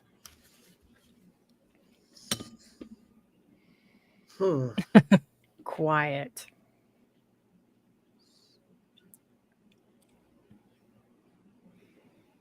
I mean, if you think about it, wouldn't it be bad? Wouldn't it all be bad because you're living in a zombie apocalypse? Oh, you mean like if there was a zombie apocalypse, which world would you want to be in for that zombie apocalypse? Yeah, I get it. Okay. I'm assuming that's what that means because what fictional world would you choose to live in? Or it could mean what fictional world would you choose to live in instead of living in a zombie apocalypse? Yes, that's that what would probably be a better way to. But, yeah, I think that would be the better thing to go because I mean, why would you want to live in any world in a zombie apocalypse? But whatever how you guys want to take it. Yeah, how about that? I'd actually like to see how Oz would handle the zombie apocalypse. That would be interesting. That would be fun. The Tin Man's got like like the Grim Reaper, like whatever that tool is. I can't remember. Yeah, he's axing everybody. Yeah, that would be actually entertaining. I'd like to see that. So, which one are we going with? Instead of or during? Whatever you want to do. If you want to escape and let's say you want to live in another world. Or you want to, like what Miranda's saying, supernatural, you would be tooled up and ready. And that is so true. You would be. If you lived in that world, you'd be ready. But they're going with that. But if you want to go and I'd rather live in this world, I don't think living in the world of Dune would be a good alternative either. Okay. The Magician's Apprentice. Because you can take the ring and you can run from the zombie apocalypse and hide out on another world. Yeah. From the Magician's Nephew. That's what I meant. Yeah. From the Narnia books. And you have the two different color rings. One gets you to the world, and the other one gets you back. That's what I would do. Yeah. Because you can't say Breaking Bad because, all the people that are doing his crystal, they're already your zombies now. So that's just real life. Well, no, and the zombies are probably already doing it. Yeah. Zombies are also doing it, probably. That'd be interesting. The TARDIS would be too easy because you could just keep going and going and going and never have to face anything. So that's why no. But I would do Narnia, escape, there. Alan says zombie apocalypse, give me Babylon 5. Yeah, then you could Stargate, just chase them. Oh, those chevrons. I want to live in the Harry Potter universe because I figure, as much magic as you possibly could have at your fingertips would be best to deal with these zombies. Because you don't have to get close, You got a wand. Yeah. I'm surprised you didn't pick the Dresden Files. That would be good too. But I was thinking the Dresden Files, of course, he has a universe of people that hate him generally, that are like him. But in the Harry Potter universe, they generally all get along. So you want an army. Yeah, true. True. Yeah. Because Dresden is hated by a lot of the wizards that from what I've read so far. They hate him. Because he's half human. Yeah. So no muggles. So yeah, I'd go with the Hogwarts universe. You could always escape to Cybertron. Zombies won't affect machines. So or Doctor Who, you could hide in the TARDIS forever. It's true. I probably want I don't know. I'd probably go to the Kirk era Star Trek. Mm-hmm. As long as I wasn't and wearing just to escape. As long as I wasn't wearing a red shirt. To escape. Yes. So you would just escape. Okay. Yeah, I get it. I mean, some people want to face it. If I had to live in the world that was dealing with a zombie apocalypse, I might actually choose the same thing because that crew would probably figure out a way to deal with the zombie. And you're away from it. You're not on the ground. Although these zombies move pretty slow. I never understood they move so slow. What is the problem? I think there was probably some Dead. Although I think there was probably some comics tie-in about 15 years ago where they did a line-wide thing. It's all their little genre tie-in comics was dealing with zombies. I think Star Trek was one of them. So. Yeah, but you're on a ship. You can kind of control it better. Now Miranda says Star Wars. So lightsabers. Miranda would go. Yeah. Miranda would choose to look for Jar Jar's help with a zombie apocalypse. Is that what's being said here? Well, not Jar Jar. I wouldn't think so. Or the Ewoks. And then you need what was the guy that says it's a trap all the time? You need him. Admiral He's going to tell you if there's a trap. Who is the guy? It's a trap. It's a trap. He said it's a trap. Right. Well, I didn't say it right, but whatever. He's the guy that's going to tell you it's a trap. Yes, Alan you need says him there. Pre-Disney Star Wars. Yes, there you go. Not Disney Star Wars. Yeah, we don't watch that shit. Nobody does. It would be interesting to have a zombie apocalypse clash with the Planet of the Apes. Oh my God! There is no hope. I've been looking for an excuse to drop my Planet of the Apes thing in here. I haven't had one so far, but that's one apocalypse.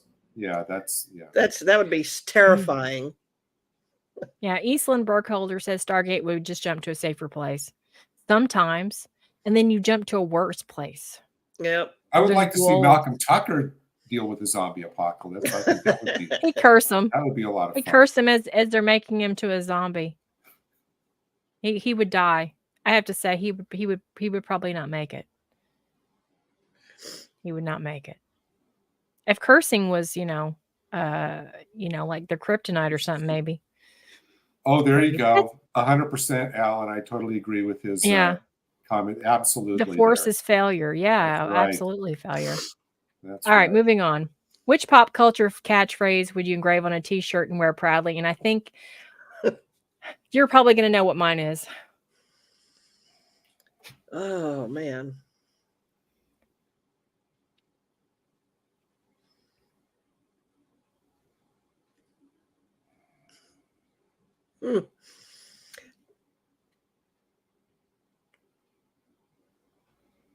Gosh.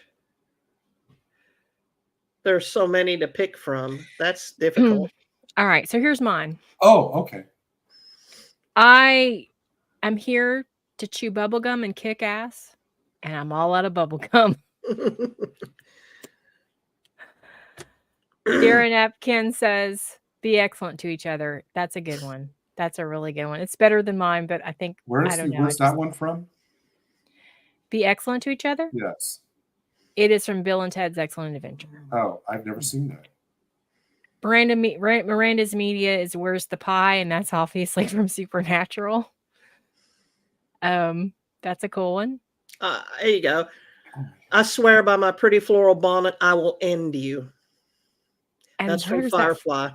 Okay. Here's another one. Chevron 7 Locked. Y'all know where that's from. Stargate. Yep.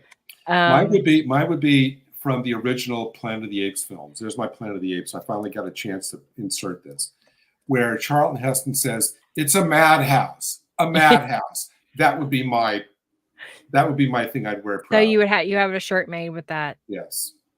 So it would be funny if we all made the shirts of what we were like our catchphrases were and wore them. The truth is out there.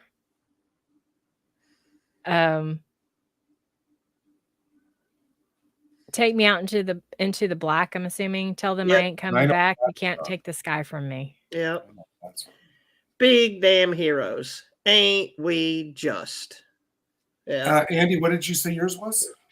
Mine was, I'm here to chew bubblegum and kick ass, and I'm all out of bubblegum from They Live. I crack up every time I hear him say that. I just think that's just hilarious. Don't chose look for like Taylor. Welcome to the You Party may not like Pal. what you find. I find that applies in the 2020s. Darren says, I want to believe a lot of people in the chat have like opinions about this. That's awesome. Yes, They Live is an awesome movie. It really is. It's one that you would not think Roddy Piper would be a really great actor, but he actually really is great in that movie. Oh, how about this one? I don't know if it qualifies as a pop culture catchphrase, but it's Kirk's quote from Star Trek IV, where he says, "A double dumbass on you." That's good too. That one would be good. That's really great. Put on a shirt and wear. So we're getting shirt ideas now. That's right. Put your orders in. Yes. Today's fish is trout a la creme. Fish. And Andy will be announcing the new Galactic Gals t-shirt line at the end of that would be really cool. Actually, that's a good idea to put like catchphrases on the back of the shirts. See, this is how brilliance happens. Okay.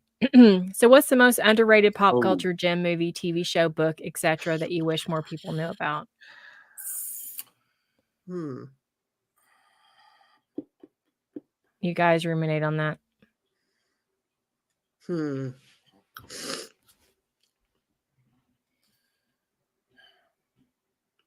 you say which is pop culture, does that mean anything? I guess so. Wow. Like when says Buckaroo Banzai, that makes sense. It's a cult favorite, but it's not a household name. But yeah, I get it. Something like that. That's tough.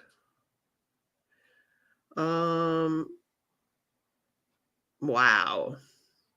There's a ton of cult movies. I mean, there's reams of books about cult movies, and any of those could qualify. Yeah. But it sounds like when she says, wish more people knew about, we're talking more about like hidden gems type of things, like something that's not, the first thing that hops into everybody's minds when they think about it. Yeah, boy, that's a toughie because. And underrated means that it's not highly rated or rated at all by people. So that disqualifies a lot of shows there too. Yeah, it would have to. A lot of people in the chat are naming 80s stuff. It would have to be like stuff from back in the day. Oh, Hello, Ian. Welcome. Hey, I how are didn't see you? that. How are you, buddy? Hey there, Yeah, I missed pal. that too. Most I've actually Um, never seen Psych. I mean, I know of it, but I've actually never watched it. Kolchak the Night Stalker, Oh, Brimstone, absolutely. especially me too. Absolutely. Absolutely, Kolchak. For me as a movie, and it's, this is open, so we don't have to just talk about sci-fi. For me, for a movie, it's called Fear and Loathing in Las Vegas, just because the pure comedic factor between Benicio del Toro and Johnny Depp in that movie is just, it's just amazing. And it's a very underrated kind of gem. It's a weird, strange show, but that's what makes it even funnier. So I think it's directed by Terry Gilliam. And so already, it's gonna have a weird vibe, but I think it's very underrated. Somebody said The Lost Starfighter. Shells and seeing if something pops into my head. It's kind of a hard question because I think we've talked about a lot on here that other people don't know. Repo Man. I actually recently watched that movie, Repo Man. Buckaroo Banzai. Yeah, I've heard that. I mean, I watched some of it. I haven't ever finished it, but it's kind of a cult classic. Yeah, and we've talked about Galaxy Quest, so yeah, and I think that's a pretty well known, but it isn't. Yeah, it is more now. Like when it first came out, it wasn't. Right. It kind of. I just want you to know I'm not. My final answer is not going to be Grease 2. I just want you to know that. I was worried. Part of me wants it to be, but if it is, it is. That's what you have, and you feel like it's underrated, and you feel like it hasn't gotten the love. People are popping out like ice pirates. I remember that one. Robert Urich. That's very underrated. I think actually, it would be a good one. And I'm not taking that from you, but Outland. I think Outland is a very underrated movie. Absolutely. Yeah. Yes. That would be considered something that's underrated. Or the one that I always think of with that, 2010, the Roy Scheider sequel. Yeah. Also directed by the same person. Say, it could never be as good. I actually think it's better. So that might be Crawl. There you go. Now we're talking. That's another. Yeah. It is a difficult question. But there's so many. I think the movie The Void is very underrated. And when I mean underrated, I mean like, it's lower in the ratings, but you watch it and you're just like, how is this like a 6-star or 5-star when it's a really good movie? And of course it's all subjective if you think about it. But Mark Milford said Time Bandits, The Warriors, Polish movie Sex Mission from the 1980s. I've never heard of that one. A comedy that foreshadowed a lot of current day feminism. Wow. I have to check that one out. I was going to watch that because of the title, but then the plot. It ruined it for you. Not doing that. Yeah. There's a movie that I had actually watched. It's called now why has it left me? I actually have it in there. It's called The Endless. That is a really cool time traveling movie that a lot of people don't know about. That's a solid good one. I like Outland. I like your choice of Outland though too. That's a good one. Yeah, there's a movie, I think it's called Time Changer.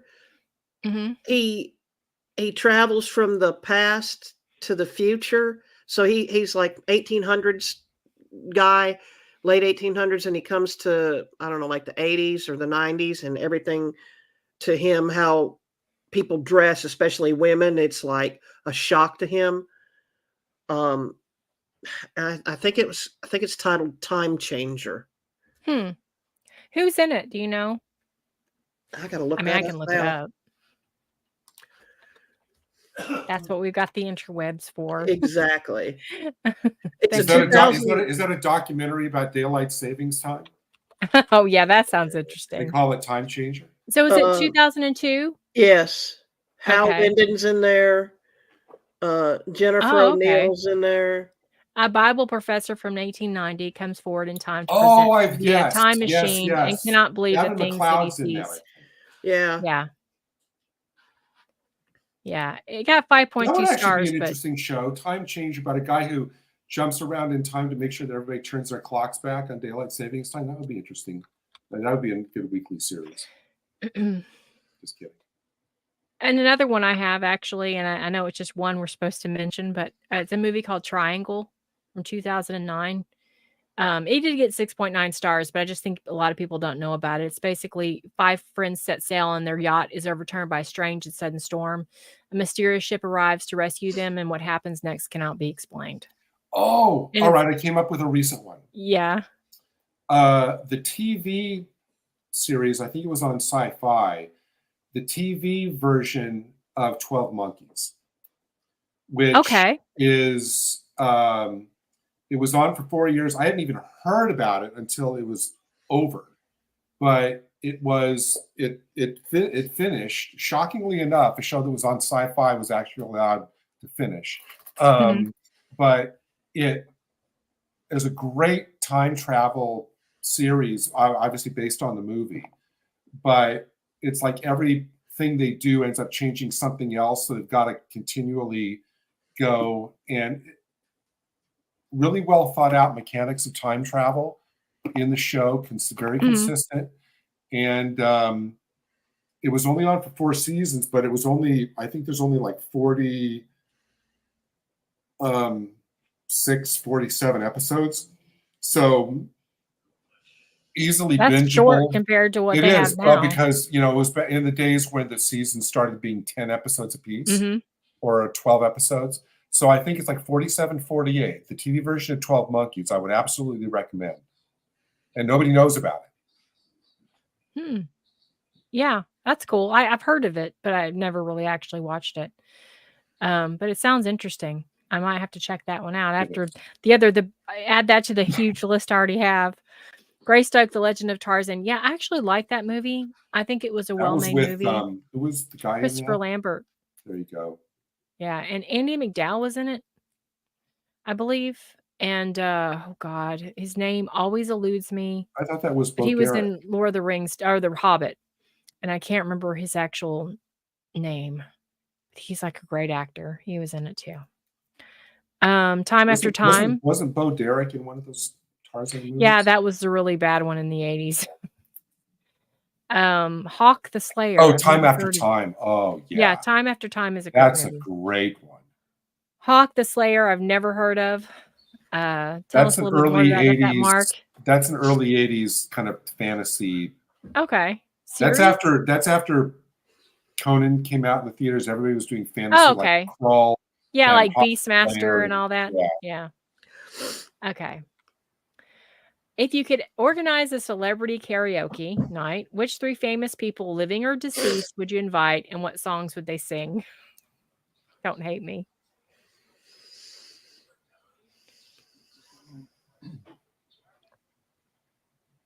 I have to write this. Let me see. I'm getting like daggers. Oh boy. No, not for me. No.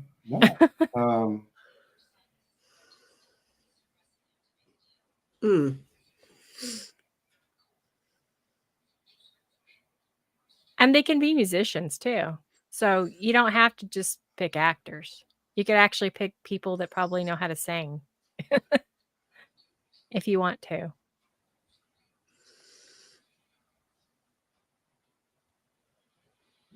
I really don't know at the moment, to be honest with you. You ask all these questions that you don't even have an answer. No, that's why I think it's interesting, because like they're not easy. You have to actually just sit there and think for a minute. Okay. Peter Capaldi, David Bowie, those two specifically, because I know that Peter really loves David Bowie's music, and I think that helped shape his musicality, his style. Which songs? Yeah. Now I got to come up with a third.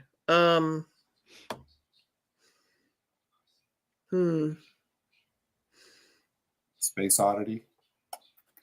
They could sing that. That was a Bowie song, wasn't it, Andy? Yeah. Yeah.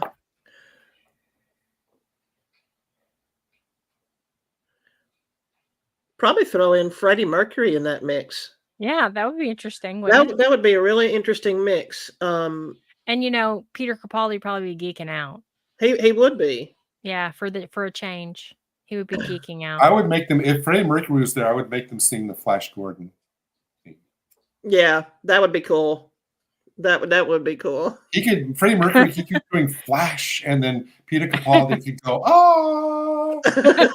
Yeah. And then David Bowie could, do the last Savior of the universe. Yeah. Yeah, that'd be great. Yeah. Yeah. Wow. This is a hard question for me. Actually, okay, so here's my answer. I tried to be high-minded and think, well, Beethoven or something, but it's like, no, he would suck at celebrity karaoke. I would get Jerry Lewis, Pee Wee Herman, oh Lord, and Richard Harris, the actor, to sing Richard Harris's big hit "MacArthur Park." I would like to see the three of them on a karaoke stage singing. Okay, MacArthur first of all, Park. Richard Harris. The British actor sang the original. You've heard his version of MacArthur Park. Actually, have never heard that. He's the one. It was. Like I've always heard the. Oh God, what's his name? My sister loves him. It was long before Donna Summer did it. He had this massive. No, ego before Donna trip Summer did it. MacArthur Park is melting in the dark. Go find that song. It's like 10 minutes long, and it's like this guy should not have a singing career. But I would like to see him try it with Jerry Lewis, which I think would be Jerry Lewis. So you're going the not serious route. I see. No, I'm serious. Awesome. Jerry Lewis, Pee Wee Herman, and Richard Harris. Okay. MacArthur Park is melting, lady. Yeah, that'd be great. I'd pay for that. Okay. I'm going to go with the musicians because I just can't handle. I don't like bad karaoke, so I'm going to go with Paul Rodgers from Bad Company, Robert Plant from Led Zeppelin, and Ann Wilson from Heart singing Stairway to Heaven. That's what I'm going with because that's the safest bet because the thing, guys, you don't know is I hate going to bars where they have karaoke. I will walk out. I hate hearing people that can't sing songs that they shouldn't be singing. Like it really it's like I will be like, yeah, I will leave. So mine's serious. I'm sorry. I just can't be fun with it. So hang on, Vincent Price, Bela Lugosi, Boris Karloff, Monster Mash, or One-Eyed, One-Horn, Flying Purple Peter. Yeah, I could see it. H.P. Lovecraft, Edgar Allan Poe, and Aleister Crowley to sing Right Said Fred, I'm Too Sexy. Yeah. That's the best one. I came up with another trio. See, you guys are missing the whole celebrity. Karaoke is supposed to be bad. You guys are getting these A-list singers and turning it into like a mini concert right. And I knew this when on a celebrity karaoke stage. I knew when I actually asked this question that I would literally not be able to actually pick people that can't sing. I just can't do it. I mean, you're talking, I'd get Paul McCartney, I'd get John Lennon. No, Paul Rodgers from Bad Company. That's not karaoke. That's good. Right? So it's a concert at this point. Because somebody said Stairway to Heaven before, and that inspired me. Yeah, I did too. Yeah. That's what I said. So here's who I get to sing Stairway to Heaven on a celebrity karaoke stage. I get Luciano Pavarotti, I get Gordon Lightfoot, and I get Slim Whitman to be up on stage. Slim Whitman goes, he was the very high-pitched cowboy singer, To Heaven, that one. He always used to do that. I'd like to see them all. Parts. Yeah, I'd like to see them all do Stairway to Heaven. Yeah, when he's saying, the last part right before the jam from Jimmy Page, he could do the high Robert Plant parts. Anyway, I don't know why I'm even encouraging this. Well, if you really want to go off the rails, you could go Joe Biden. God. He can't remember the words to Stairway to Heaven, know, but Joe Biden wouldn't be able to find the stage. Joe Biden, Hillary Clinton, and oh God, some other Epstein, I guess. Oh God. Singing Oh, "Rock the Cradle of Love," singing "Rock the Cradle of Love." Oh no. I mean, Biden would be out in the audience sniffing all the women's hair. He would be looking for the stairway. There you Because I go, think there was supposed to be a Alan. stairway Mic supposed to drop, go to. mic drop comment from Alan. There you go. Joe Biden could never climb the Yes. stairway to heaven. He'll be taking- he'll be Yeah, taking- that's where he's going. He'll be taking the down escalator. yeah, he might hand out the In my tickets. opinion, everybody. In my opinion. Yeah. All right. Okay, here's mine. Okay. Oh man. Richard Simmons. Right there already. Richard Simmons. Liberace. No. Rip Taylor. Oh. Yes. And let me see who else. Oh God. Hollywood Squares. Paul Lynn. All in. Oh my God. Doing singing Macho Man. no, something not. YMCA. Yeah, something in like the Navy. That's too obvious. That's too obvious. Oh my gosh. Yeah, that's Very my good. theory, I guess. Okay. I mean, my non-serious one, which was hard for me to do because I don't. No, this was. I've grown, I guess, today. You know, Gary, I'm surprised your pick wouldn't be Liberace, Chris Chibnall, and RTD. Only if there was one of those, floorboards where I could pull the lever and the floor would open. Liberace, I'd leave. The other two can. Well, they could sing. I think we're alone now or something. Yeah. There doesn't seem to be anyone around because no That's one's right. watching their shows anymore. If you could have a crossover episode between any two TV shows, which ones would you choose and what would the plot be? Why did I choose this question now?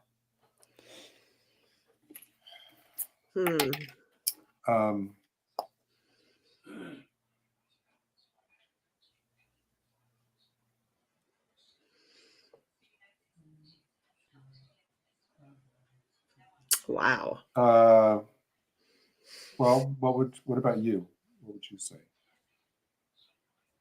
Well, let's see. You could do Seinfeld and Breaking Bad together, where Kramer goes off the deep end and starts, doing what we all know he was going to do is help Walter White, take over for Jesse and start creating meth.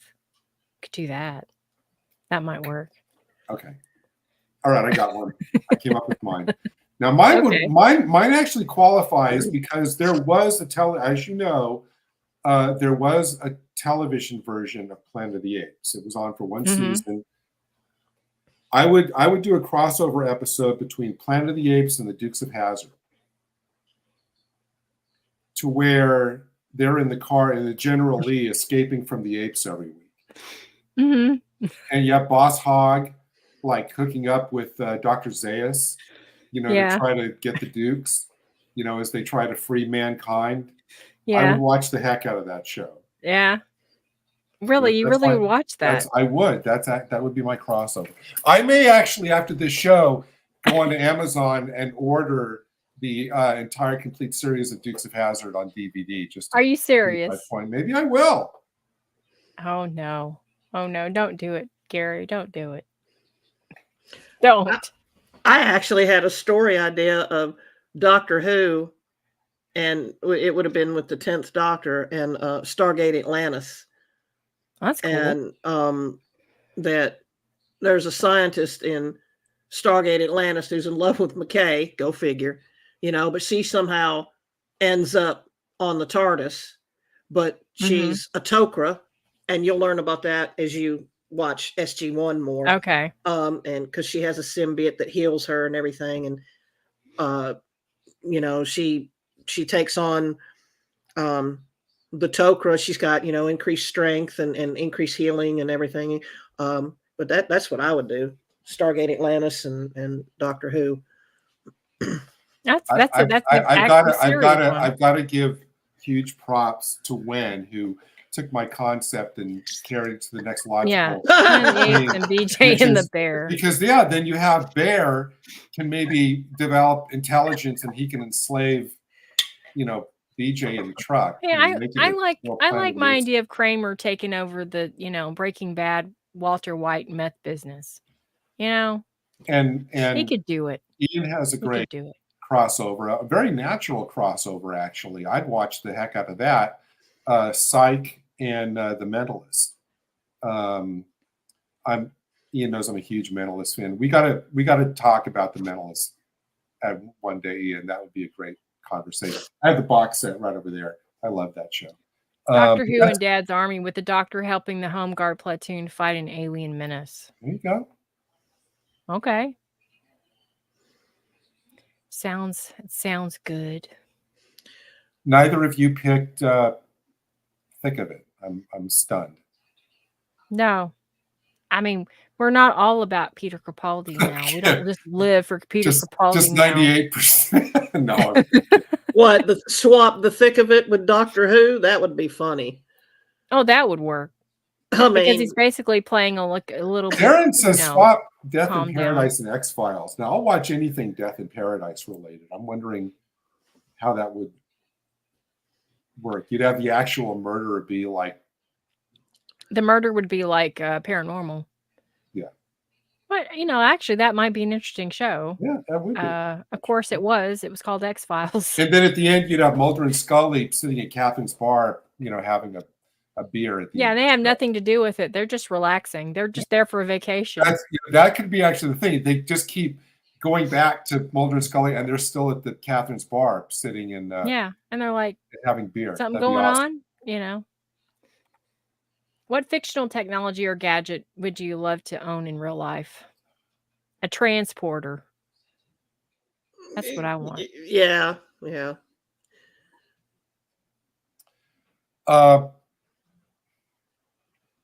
A Stargate. I don't know. Would you want? I would want. Here's what I would want. You're going into. Well, a tricorder would actually be handy. That would be fun. Or a phaser. Would you? I know what you use the phaser. No. You know what I would get? If you remember the James Bond movie Thunderball, where at the start of it he has that jetpack that he uses to escape in the pre-credit sequence from the people chasing him. He puts on the helmet, which is kind of a geeky helmet, but he straps on this jetpack. I would get that, or I would get one of Buck Rogers' ships, the ship that he used to go in to patrol. I don't remember if there was a name that had an official name, just one of the Star Raiders or something. The little kind of like arrow tip thing that Buck Rogers flew in. Yeah. The two things that would be fun, but that would just be up flying around in space on my own. That would get kind of boring after a while. I would like to. The magnetic wristwatch from Live and Let Die. There you go. The TARDIS. That's a whole thing in itself. Which one of James Bond's things? Yeah. The TARDIS. Somebody's actually said that, which is like weird. You'd think a TARDIS would be cool because you could travel through time. A sarcophagus. A sarcophagus from Stargate or Stargate SG-1, where if you're fatally wounded, you get put inside there and you get healed. Yeah, that would be handy. Now, once you see it, Andy, I think you'll. This is one you'll definitely want. Look at Eastland's answer in the chat. Men in Black neuralizer. That would be, you just cause somebody to use their memory. Just forget. That would be, yeah, sure. I would just want them I don't know if I want, like, if I'm mad at them, it's like, yeah, you know what? Turn this off, stun. No, I'm just kidding. That jetpack was the bell bucket. What was the thing? I haven't seen this movie in forever. What was it in that Jim Carrey movie, Liar, Liar? What was it that made him tell the truth in that movie? I don't remember. I think it was it was his son's wish. It was a wish. Okay, it wasn't tech. Yeah, it wasn't tech. I'd like to have tech that I could like point at somebody and they would absolutely have to tell the truth. I'd point it at various politicians. Well, there is. Actually, I don't know if it's tech, but you know, it's the lasso of truth from Wonder Woman. Wonder Woman. That's right. Yeah, but I don't know if that's really considered tech, but I guess it could it would be. It's Amazon. Yeah. Well, no, it was from the gods. It was given to her from the gods. So yeah. Yeah. That's not I watched a movie about the actual origin of Wonder Woman, and boy, was it interesting. Oh, are you talking for the actual William Moulton Marston creating it? Yeah, that guy had issues. He had issues. I watched it though because it was interesting, but yeah. Now, people in the chat are saying sonic screwdriver, which begs the question: are we talking the regular sonic screwdriver? Or are we talking Jodie's sonic screwdriver? The normal one. Well, I mean, the sonic is only. I mean, basically, it's a glorified screwdriver. Well, I mean, I wouldn't really want that. You know, it's like I probably wouldn't even know how to use the thing. Number two, of course, I wouldn't know how to use a transporter either. I'd have to figure it out. But I don't know. I think the sonic is I guess if you blow up stuff with it, like some doctors do, it could work. But if nobody said a lightsaber. Yeah. What are you going to use a lightsaber for? You know, like well, what? You could go to costume parties, and then you would look super cool. Well, but it would also be a real one that you accidentally, like, let's say you trip over something and you cut somebody's head off accidentally. Oops. I mean, you know, it's not real. Would either of you want to be able to use the Force? Yes. Yeah, and that would be. So. I don't know if that would be a gadget. It was just more like a power. I think yes, I would like to use a zap gun. Oh, Ian comes up with a brilliant answer. Must be up here. It's down. New. Kit from Knight Rider. Yep. Oh, okay. There you go. Yeah. A car that can do all kinds Actually, of things and talk to you too. All right. I guess it would qualify as tech. I guess it would qualify as alien tech. I would want to have the suit from The Greatest American Hero. Obviously with the manual. Yes, of course, with the manual. Okay. And be able to put it on and go fly in a second. I would absolutely do that.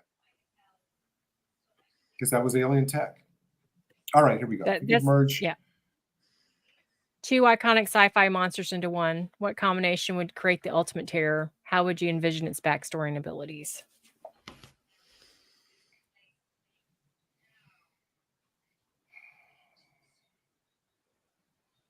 This is they're getting harder basically, now. So the question, I'm parsing the question. So it's not like what's the coolest, it's which combo would create the ultimate terror, not like it would be cool to cross the Terminator with fill in the blank, but would that be the ultimate? All right, so I've already come up with one. Can I give it to you? All right. Yeah. The Thing from the John Carpenter movie, The Thing. All right. With Predator. Because then they could be invisible and they would be strategic and know how to kill you. So those two. Yeah. Yeah. I would just shoot myself. Seriously. I mean, that right there would be an unstoppable force. Michelle? I'm still working on it here. I had an idea of taking a kaiju. Joe Biden doesn't count. No, I was thinking of a kaiju. Although he should. From Pacific Rim. Okay, I know what you're talking about. Those are the big like creatures. Yeah. The kaiju and maybe alien. The queen alien. And it's big too. It would be big, and imagine it protecting its babies. Again, just shoot me, anything that's like putting anything with Lovecraftian with tech or something like unstoppable like that, like what Gary was talking about, like Predator. Yeah, just kill me now. Because all right, so what would be yours? It's hard thinking. Now, what about could you throw Godzilla into this mix with that? No, because that's like It's just like I don't know. I want to say the creature from the void because that's the ultimately terrifying when anything just creates. Can I just say basically. that Grimm's answer is brilliant? Let me see. Kathleen Martell's Kurtz. Bravo. Yes. Yeah, that's a good one. Yes, that would be yes. I want to say the creature from the void.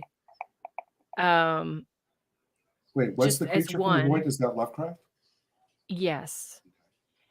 And it's kind of a Vecna creature. Which is like 10 times as bad as the Vecna creature from Stranger Things. Because it just takes over your whole being and there's nothing left of you, which is terrifying to me. But I'm trying to think of pairing it with something that is ultimately just like there's no way that you can, it's unstoppable, you know. If I just put it with Vecna, it would just be like the same. Just by the way, when you said something about something that takes over all of you and leaves, there's nothing left. There was about like 25 kind of political answers I was going to toss out there, but I'm not. Right, like Joe Biden. Joe Biden and the creature from the void. I don't know. This is a hard one. This is one I struggled with last night because I was trying to think of things, and it was like, okay, that's terrifying.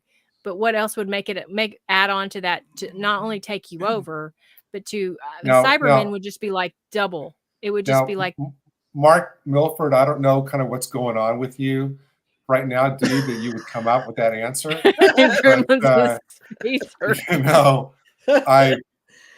I'll say a prayer for you because I don't know what's going on that made you come up with that. Was that a movie, Space Herpes? Maybe I missed it. I don't know. I don't know. A lot of people in the chat early on were bringing up obviously the xenomorph from Alien, which of course is right up there. Right. But again, if I put the xenomorph with the creatures from the void, it's just more of the same. It's just a killing machine with basically just killing. Oh, there you go. He just watched Ice Pirates. That's why. Okay.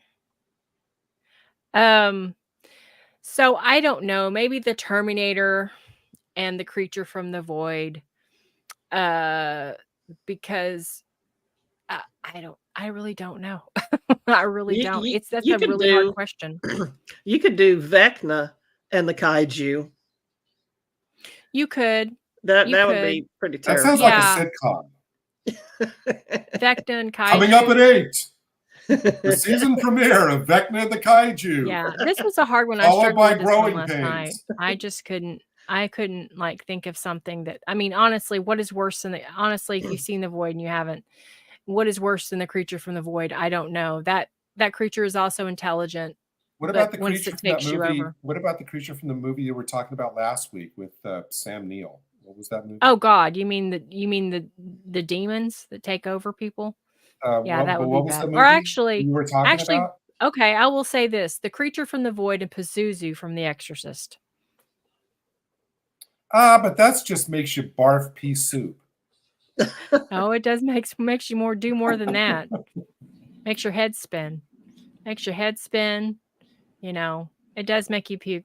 But yeah, Pazuzu and the creature from the void, because there's no two worse things in my opinion together. Everybody, I think of the winner in the chat's Kathleen Kennedy. I've seen that come up 3 or 4 times. So I think Kathleen Kennedy and J.J. Abrams. There you go. That's pretty bad too. That's Kathleen Kennedy. Put Kathleen Kennedy with Chris Chibnall and any of those people. Yeah, then you'd have badly written Star Wars. RTD and Chibnall. RTD and Chibnall. Yeah. That does not bear thinking about. Okay. Very good. The Vampires from Blade 3 with Terminators, yeah. Anything that's like it has teeth, like big teeth, and they're a Terminator. And the Terminator from Terminator 2 or Terminator 1? Because Terminator 2, like, actually they're worse. That Terminator's worse than the first Terminator. I would also toss the Vampire from Salem's Lot in there. Yeah, because that thing was sinister. Or what about, nobody mentioned like the It Clown, Pennywise. It Clown with the void creature would be pretty terrifying. Although it could probably turn into the void creature because it can do a lot of different things. So it probably doesn't need to be meshed with the void creature or any kind of Lovecraftian creature because it can change into a Lovecraftian creature. As far as abilities, I think that's why when I first came up with Predator, anything that you don't see coming, I think is also worse. But yeah, of course. I like your thing about that, something that goes in and strips your identity. See, that's the most terrifying thing. So I can't think anything worse than that. And or that's what about it's the pod creatures from Invasion of Body Snatchers? You know, that takes over you. It's kind of the same thing, though, if you think about it. To me, the most terrifying creatures are the ones that take you over and there's nothing left of you. Yeah. I think I have a huge like Democrats. Anyway. Oh, I'm sorry that I said that. No, right, exactly. I didn't mean that. All right, so moving on. If you were transported into a parallel universe where sci-fi, horror, and fantasy blend seamlessly, which iconic character from each genre would you recruit to form your ultimate survival team, and what strengths would they bring to the table? Bruce Campbell from Evil Dead. Evil Dead? Or Briscoe County Jr.? No, Evil Dead. Because you want the chainsaw. You want the chainsaw. Yeah, Ash from Evil Dead, yeah. Who's the other two? Because it's each genre. It's sci-fi, horror, and fantasy. Oh, so which one is that? That's horror. So I would think Bruce Campbell would be Ash. Would be horror.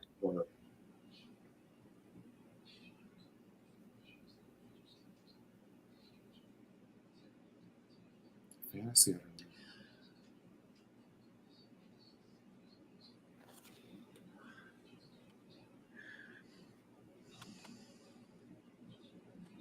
Could you have like the good Terminator? Would that be sci-fi? Sure, that'd be sci-fi.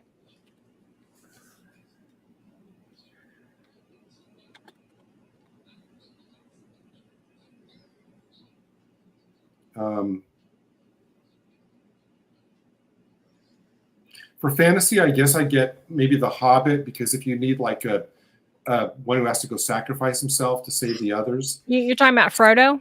Yeah, if he had to sacrifice himself, so I would get away.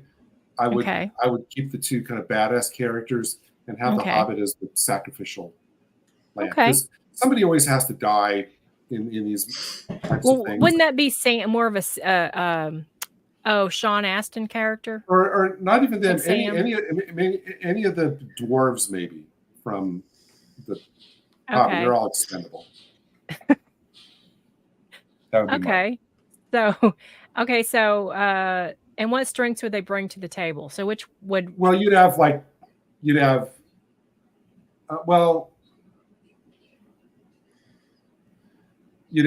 obviously the Ash character would be like, the badass. Mm-hmm. You'd have, I may change out the Arnold Schwarzenegger because basically it is redundant because you already have a badass. Mm-hmm. You want somebody who's clever and can think outside the box. Mm-hmm. So who would that be in sci-fi? Maybe Han Solo, something like that. Yeah. You need a rogue if you're going to have a rogue one who can think outside the box, so like a Han Solo type character. Yeah. And then the fantasy character would just be the person you'd throw in front of you to keep so that's their strength. It's that their ultimate sacrifice. And they're small. You could pick them up and toss them at the. Oh God! At the. And I'm sure I'm sure Ash would be throwing the Hobbit to protect himself. As Alan says, hobbits are the red shirts of Middle Earth. There you go. Okay, and then sci-fi would be what did sci-fi you say? Would be the like Han Solo, like somebody who can think outside the box.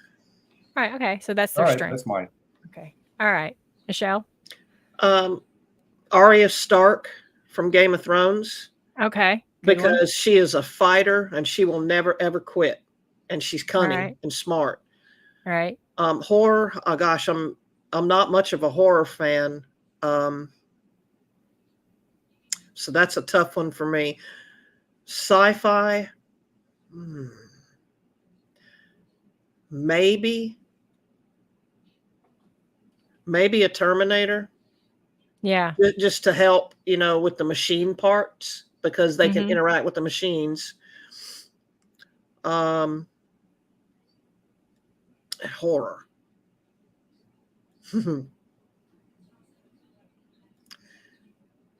Jamie Lee Curtis.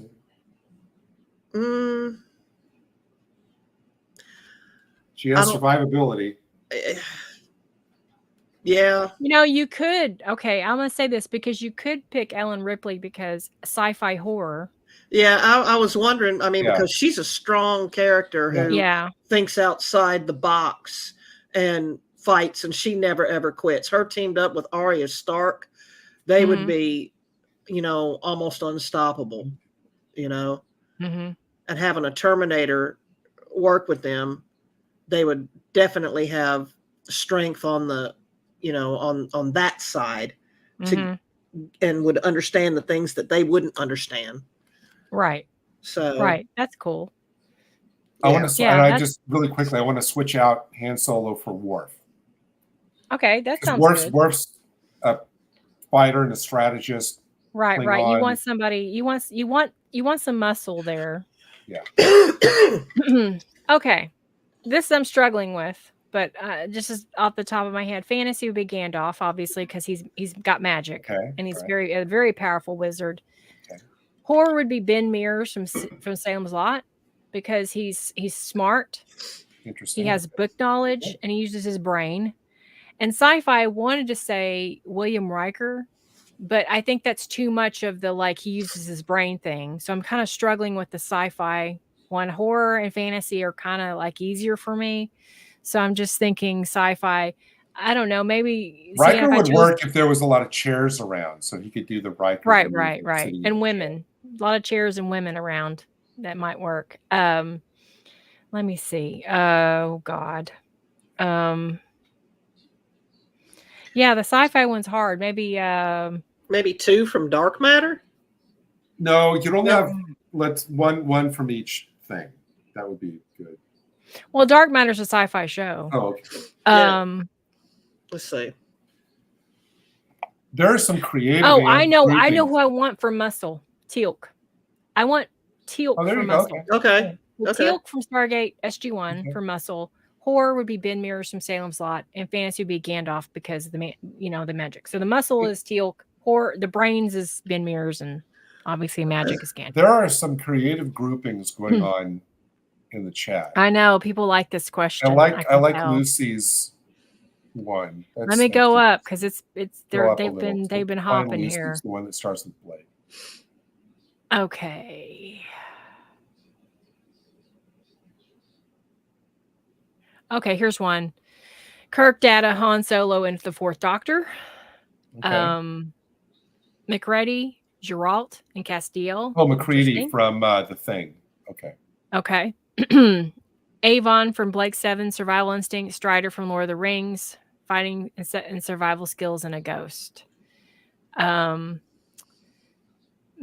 for Leadership and Dudism and Guns. Geralt for Swords and Lore, and Castiel for Heal, Small Wounds, and Extra Oomph. That's smart. Blake, the Smith Doctor. Hermione from H for Harry Potter and Batman. 7 of 9, Vampirella, Deja Thoris. There you go. That's Peter mine. Wheeler's you RoboCop. Said that. Mark Milford. Yeah. That's my. I'd go with that episode. Deja Thoris is from John Carter of Mars. Amen, brother. Teal'c, indeed. Yeah, Teal'c has got some muscles. Don't want to mess with that one. Yeah, I think this is an interesting question. You want a mix of strength and strategy and yeah, you do, because you're building a team. You don't want all the same people. Yeah, like I said, I was struggling because I want to do Riker, but Riker and I think Ben Mears are a little bit too close together, and you want somebody that's like the warrior. Just like in every Riker would be good for a strategist. Yeah, right. But if you already have a strategist, you don't want to shares. Yeah, that was a good question. It was. Okay. So 18. Picture yourself as a protagonist in a fantasy epic, journeying through a realm filled with enchanted forests, mythical beasts, and treacherous dungeons. What unconventional item from the modern world would you bring with you on your quest And how would you prove it to be unexpectedly useful? A backpack to carry everything that I loot.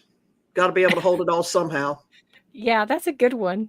That's a very like smart one. All right. So a lot so of people would choose a gun or But something. we're on or, a quest, right? Because it says a quest. Yeah. Mhm. Yeah. Well, she's right. If you think about it, she's right, because that's the first thing you'd want to bring with you. Technically.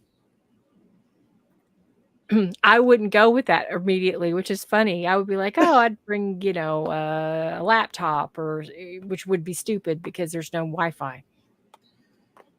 But you're going to think I bring an SUV because it would be big enough to store all the stuff in. Okay. And you could drive around and get away. Okay, but how are you going to get gas when it runs out of gas? How is it going to be useful to you in the long haul? Because it's going to run out of gas eventually.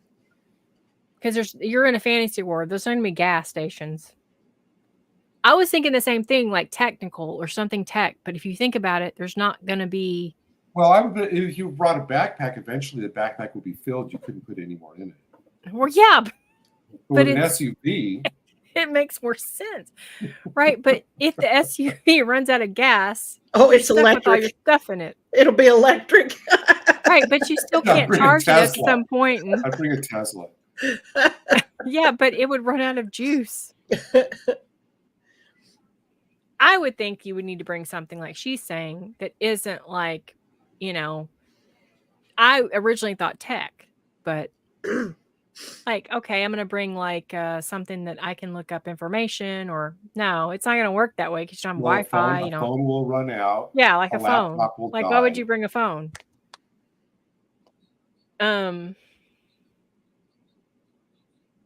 But see, that's a hard question because it's unconventional, mm-hmm. and it's a modern world. I mean, I would bring Jenna Coleman as Clara Oswald. Yes, because she solved it for you. And I'm not going to answer. I'm not going to answer the part about how would that prove to be unexpectedly useful. It's not going to help you if you get eaten by a dragon. I guess it would if it's just your last day on Earth. But this is a hard question. You've answered with a bag, which is the smartest thing. I got one for you.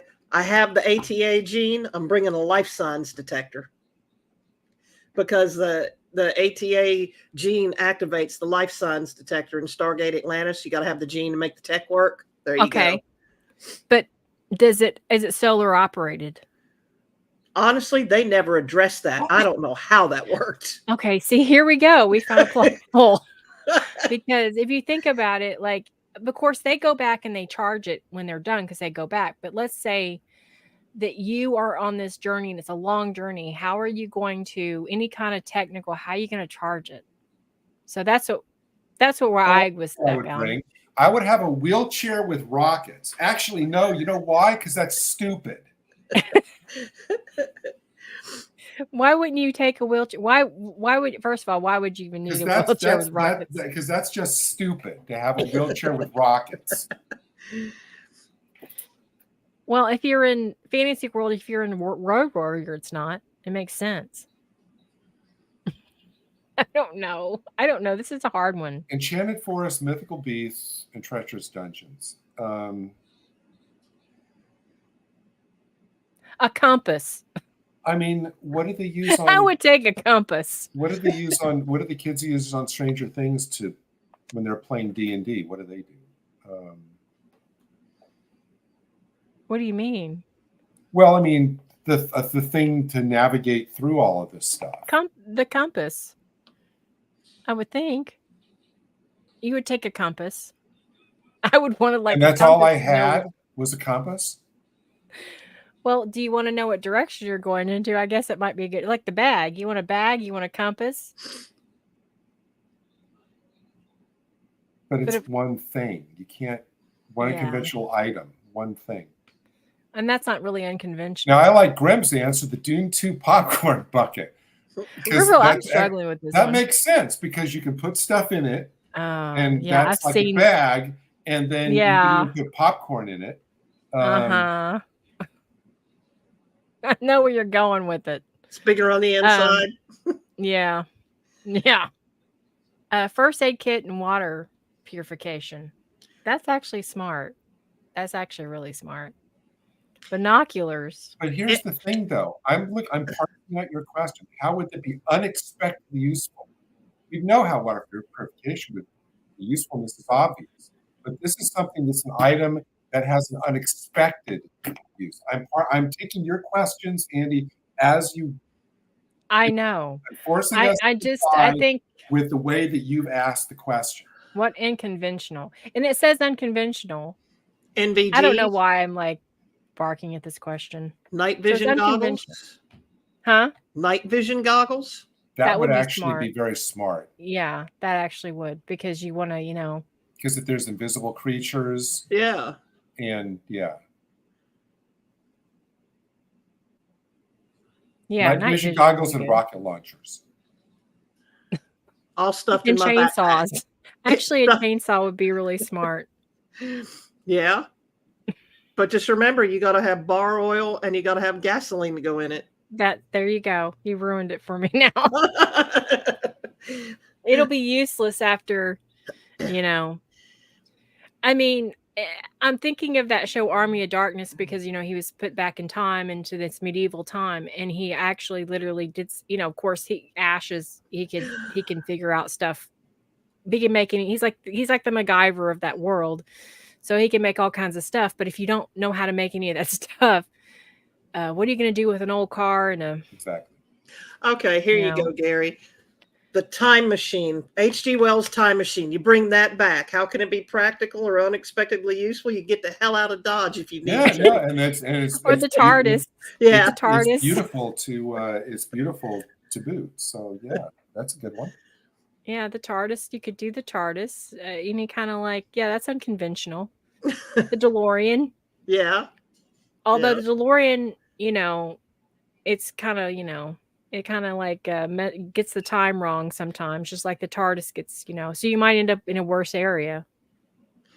So, and then you got to get it up to 88 miles an hour. So how are you going to do that? And then you have want gas. Something that could really wow all of the inhabitants, because then they would think you're amazing and they would elect you the leader. Or either that, or they'd want to burn you at the stake as a witch. Yes. Yeah.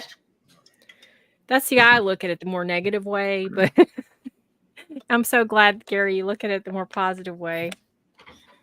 Well, but I mean, it's an enchanted forest with mystical beasts and everything. So, I mean, you could take the tricorder with you. I mean, depends on what kind of energy it runs off of. If that's the working item from the modern world we need right now: the tricorder. I don't know. Of course. We don't have the DeLorean either. This is from the modern world. This is not from.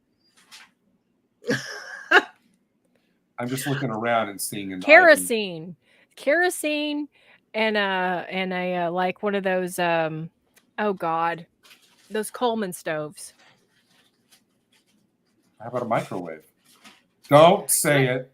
You can't plug it in. When you get... Just have a really long extension cord. No, this is actually a very hard question. Yeah, it is. Because if you think I about think you have to be I think you have to be a D&D expert, because your mind naturally, this is the kind of stuff you think about when you're not either reading or playing the game. This is the natural thing you probably thought about 1,000 times. And also you got to figure, when people play D&D, they're not thinking about what they can plug in or what they can't. They're just having fun. I'm just thinking it. I'm just overthinking the question is what I'm doing. Hard to think of something unconventional. Antibiotics, fishing poles, MREs. Yeah, you're not going to think of something unconventional because. Or how about a set of 8-sided dice? You throw everything you do is decided by the roll of the dice. Yeah, you could do that. Sure, that's what the D&D game really is, if you think about it. Yeah. The invisibility cloak from Harry Potter. Yeah, I just saw one of those at Target the other day. Yeah. I was going to get one at Target the other day, but they ran it's supposed to be the modern world, so a spoon would be considered. I don't know if that's modern, but In the hands of the 12th Doctor, the spoon would be very handy. So I mean, he would take the spoon. The 12th Doctor would come over there with the spoon. Yes. But he's You notice, awesome. Michelle. You notice, Michelle. These questions have gotten longer and longer and longer as we've gone on. They started at 2 lines, and now we're like, oh my gosh. Yeah. I noticed the progression. Okay. Yeah. And it's hard to think about, you know, like I do like to ponder these because it's interesting what you come up with and what you don't come up with and what you get stuck on. And I'm stuck on this. Yeah. I don't understand how you could take something in the modern world, it's an unconventional item, and it survive in a fantasy world, because I'm thinking, you know, I'm critically thinking, and it doesn't work. Now, Miranda suggesting the Predator light bending suit. Of course. Why didn't we think of that as the item from the modern world? No, yeah, lightweight, we're just modern fabric, waterproof, one piece of material that makes a tent or cape. You know yeah, what? A tent. That's okay. That would be smart. That's CB radio for communication, but how does that work? I mean, it works on some kind of power source. Unless you know, unless this fantasy world has power source somewhere in your fantasy world. Now, okay, if you're in the fantasy world and you have a CB radio and there's a waterfall nearby, you could rig up some sort of device to get the energy from the waterfall to power your CB radio. Okay. See, I didn't know that. I'd watch that movie. The more you know. So that would work. That's something that Tracy always talks about.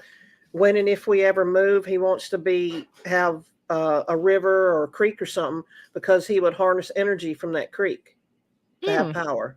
So, okay, the more you know. We need that little. Yeah. Bring multiple battery backup units and whatever electronics you want. I bring my Blu-ray player so I can watch movies.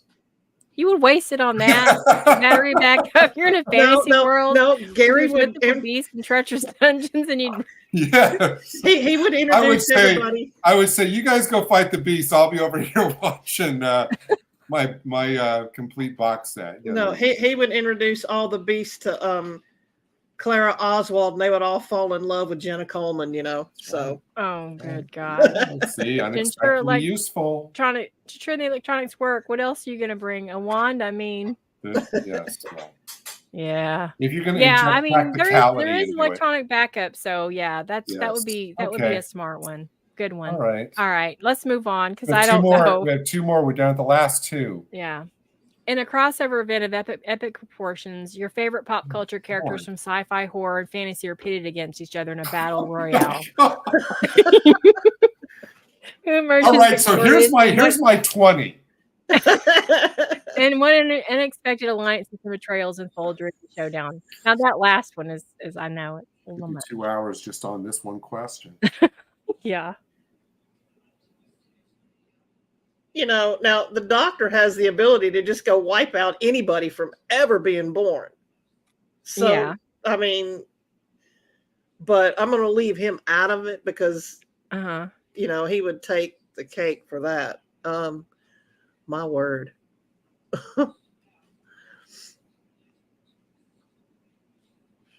I would say that, without being specific, I would say that any kind of angelic or spiritual creature automatically kind of has the advantage. Yeah. All the angels are supernatural. Yes. I guess. Yeah. Yeah. Yeah, that's true. Lucifer, Castiel, and Naomi. Yeah, you can't have good omens in there either. So you could.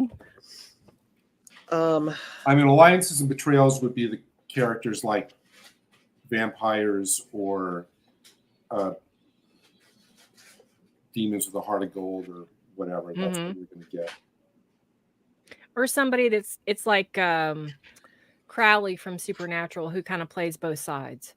Those kind of characters like that, which generally, you know, you're going to have one of those in every TV show or movie. You're going to have somebody like that they're playing both sides.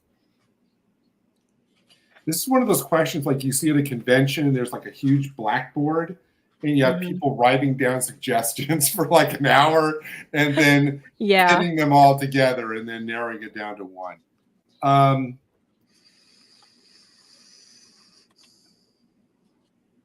in terms of who emerges victorious, I think you have to say something like. And this could be comic characters too, superheroes as well. So, because that would be considered fantasy. I would say if you had like non-superpowered characters, I would say somebody like a Worf character would probably be somebody who emerges, because then he uses the physicality when he has to. He uses his cunning when he has to. That's kind of who I'd put my money on as a character like that. And they don't have to be like, on the other side, they don't have to be all villains either. You can mix them up. Like, because the thing about with putting a doctor in there is the doctor, yes, is smart, but there is a certain amount of like sheer physical overwhelming. Right, but the doctor you still need the brains of an operation. Yes, like I was talking about but earlier. if it's going to be narrowed down until there's, oh well, who emerges victorious? All right. Well, I'm going to start with one. No. Here's I was going to say it's his slogan, Highlander. There can only be one. So you want Highlander as your sci-fi character? Yeah. Okay. What about horror?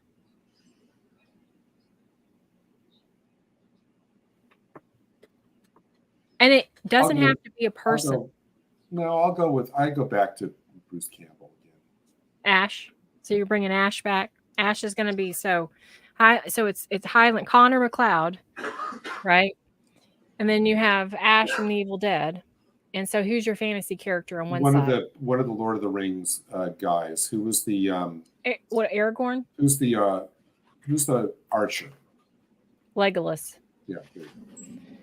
All right. So who do you want those pitted against? And that doesn't mean that the other people on the other side isn't good characters in other genres. So you don't have to pick all villains, just pick, you know what I mean?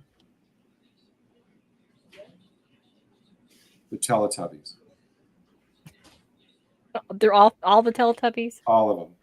All right. So who emerges victorious and what inspector? One Teletubby gets Axe uses the his chainsaw on one. Mm-hmm. Legolas uses an arrow on one of the other ones. Okay. Worf uses his batleth on the third one. And I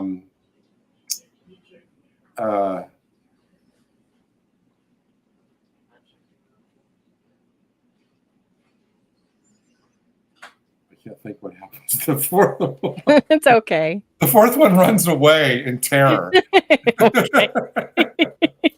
All right. It's kind of a hard one. That's my answer. Michelle? All right. Oh man, that's a tough one. My goodness.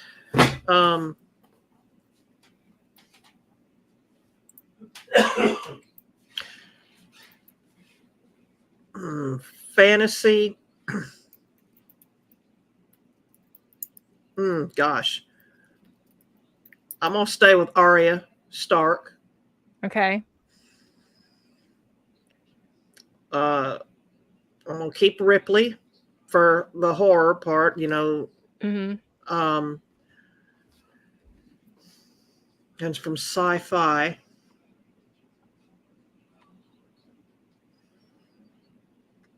Yeah, let's go. Damn. How about one of the characters from Neverending Story? That would be sci-fi. That's not sci-fi. Atreyu? Yeah, Atreyu would be good. Yeah. But wouldn't that be more fantasy? Yeah, that's fantasy.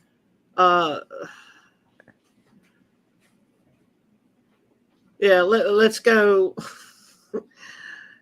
Let's go Holly on sci-fi. Okay, all right. That's just cool. Just because he's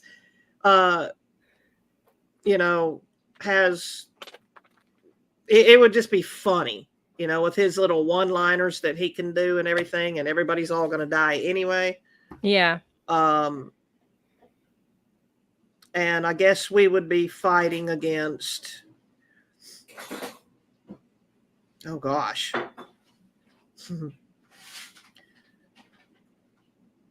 Man, this is tough. It is. God. Be fighting Voldemort. Oh, Why, God. I have no idea.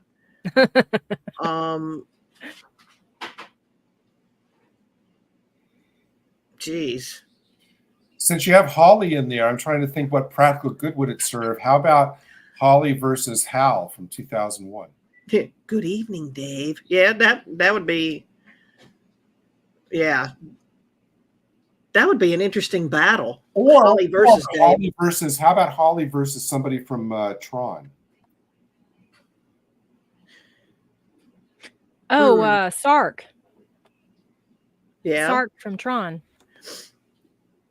That'd be good. That would be an interesting battle. And horror, maybe. I guess maybe. Geez, would you call the Predator horror, or would you call that more sci-fi? That's sci-fi horror. You could use horror for horror if you wanted to. Or maybe the Flood or whatever from Halo. Yeah, sure. Um, And so what happens in this battle? I think everybody would die but Holly, because Holly being in his box or whatever Virtual? would survive. Yeah. So how particularly would these characters die? I think Arya would kill, who she was going against, and then she would die She would for probably wounds. kill them all, to be honest with you. She probably would. That girl's got a lot of angst and anger there. So she'd probably kill them all and let God sort them out, really. Yeah. She's a pretty tough character. She is. She went through it, that's for damn sure. Yeah. And She's one of the better characters in Game of Thrones. Yeah, and the training that she went through, it's like, golly, yeah, that was crazy. Yeah. Yeah. All right. So mine would be sci-fi would be the 12th Doctor, because I have to, with a spoon. He's gonna fight him with a spoon. And his wits and his snarky attitude. The fantasy he would gouge out people's eyes with a spoon. Yeah. The fantasy would be, I had it in my head and I was like, Aragorn, because he's badass and he can fight armies and he's well versed in that. From Lord of the Rings. And then horror would be Dean Winchester with his Impala, faced against Star-Lord. You mean Chris Pratt? Yeah. Okay. Yeah, it doesn't have to be like villains on the other side. Star-Lord. The Battle of the 5 o'clock shadows. Yeah, Star-Lord. God, who else? That's sci-fi. Star-Lord would be fantasy or sci-fi? I think it would be like... it could be actually both. Yeah, either one. Yeah, fantasy. And then... who else, man? Horror would be... I mean, I'm striking out with the horror, and I don't know why. We've stayed away. I'm very proud of the fact we've stayed away. Michael Myers, because we haven't mentioned him. Michael Myers, because he's hard to kill. Michael Myers, and we got sci-fi, fantasy. We got which one? Sci-fi was Star-Lord, right? Huh? Star-Lord could be fantasy if you need one. Okay, fantasy. Who could be sci-fi? Let's see. I don't know why I struggle with this one. Because I don't want to put two figures. Okay. So make Captain Kirk, Star-Lord, and Michael Myers on one team. And the other team is Dean Winchester with his Impala. Who did I say for... Oh God! You said Peter Capaldi with a spoon. Peter Capaldi with a spoon, and who? Aragorn. Okay, so this is what happens. Star-Lord starts talking smack about Dean Winchester's taste in music, and they go into a war of worlds because they really like their mixtapes and all that shit, and just And Peter Capaldi goes over there and smacks them both over their heads with the spoons, but so he knocks out Star-Lord. Michael Myers, of course, is, slowly running towards the others. But at that moment, Dean Winchester gets in the car and basically runs them all over and kills them all with his car because they insulted his music. And but yet Michael Myers is disappeared because you can't kill Michael Myers. You've thought this out. So the way that you do it, though, after Dean Winchester runs everybody over in his car, he's driving. The camera slowly pans around to the side of the car, Yeah. and then sitting on the bumper is Yeah. Michael Myers. There you go. That's how. Yeah, yeah. But Aragorn, you know, he just stands there and looks pretty, which is pretty much what he did in most of Lord of the Rings. Well, that's but okay. I think I'd watch any of these movies if they made a movie from any of our choices. Star-Lord doesn't need to talk smack about Dean Winchester. I'm very happy that we've gone this entire show pretty much avoiding the MCU until now. I think that's pretty good. Yeah, we really haven't mentioned any of their characters. Yeah, except for Star-Lord. And I want to give a shout out. I was gonna put Hulk, but I thought, okay, Hulk's gonna just like annihilate all of them. But you know, that's why you don't use Superman, because Superman is.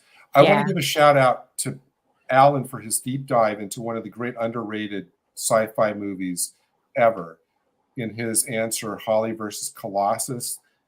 If you've never seen a movie from 1970 called Colossus the Forbin Project, it is a great and incredibly, with all the AI going now, an incredibly ahead of its time movie about the very real threat that an AI could cause. And this was done back in 1970.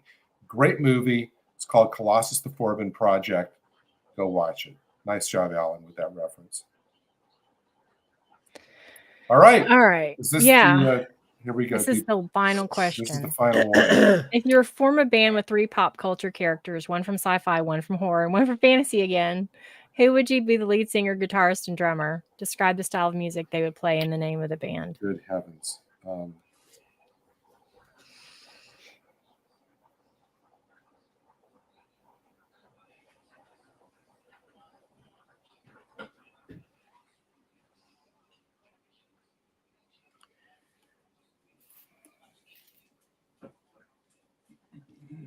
Is there like a sci-fi guitarist I'm unaware of?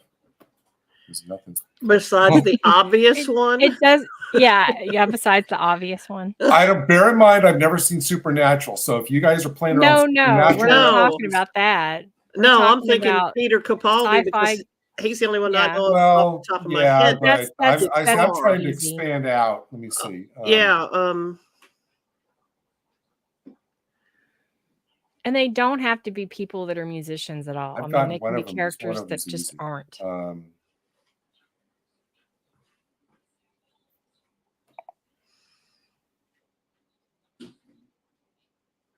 Oh gosh.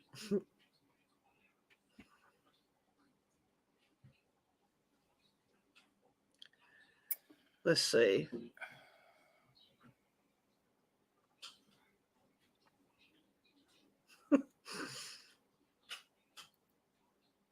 Good grief. This is a toughie.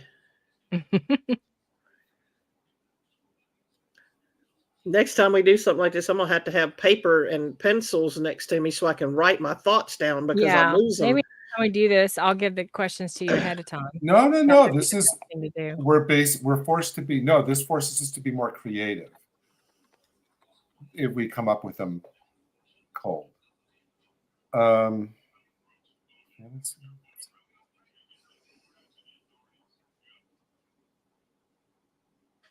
Okay, I'm trying to think who's a really famous horror singer.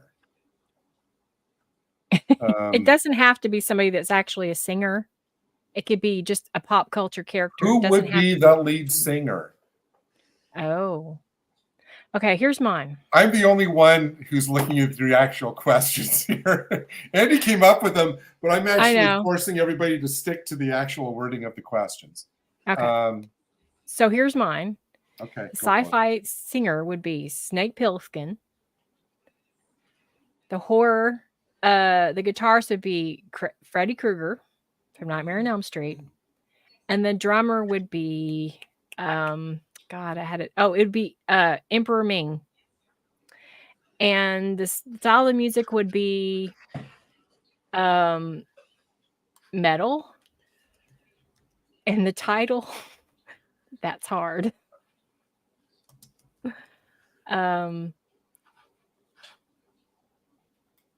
That is where I'm stuck.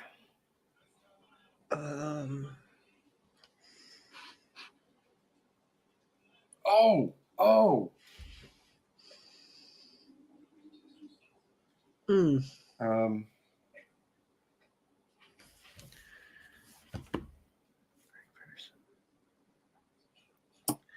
Trying to remember certain character's name, and I cannot remember the character's Wait, name. who was your Andy? Who was your horror one? Freddy Krueger. He's the guitarist of my band. Snake Plissken's the singer. Emperor Ming is the drummer. Because I just think that is just a vision. And they're a metal band.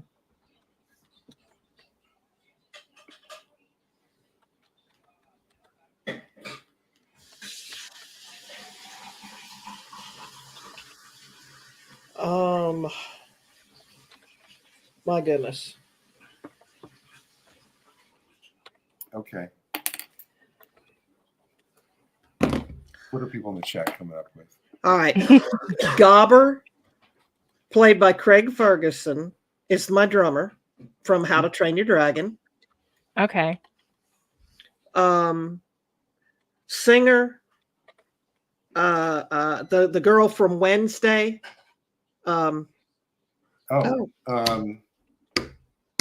Jenny Ortega. Yeah, her. She'll be the lead singer.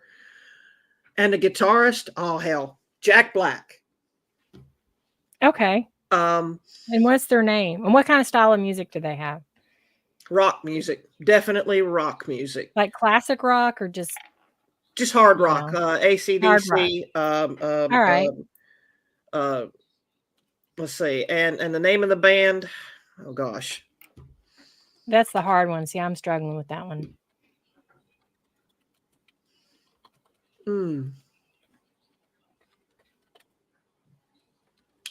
Boy.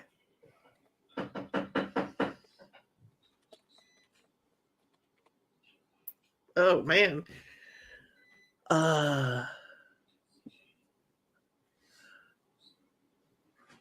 That's geez.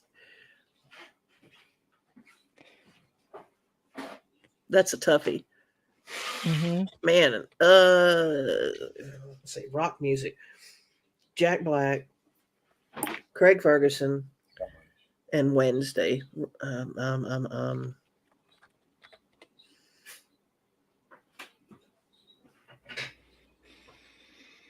lot of great people in the chat getting really creative. This is great.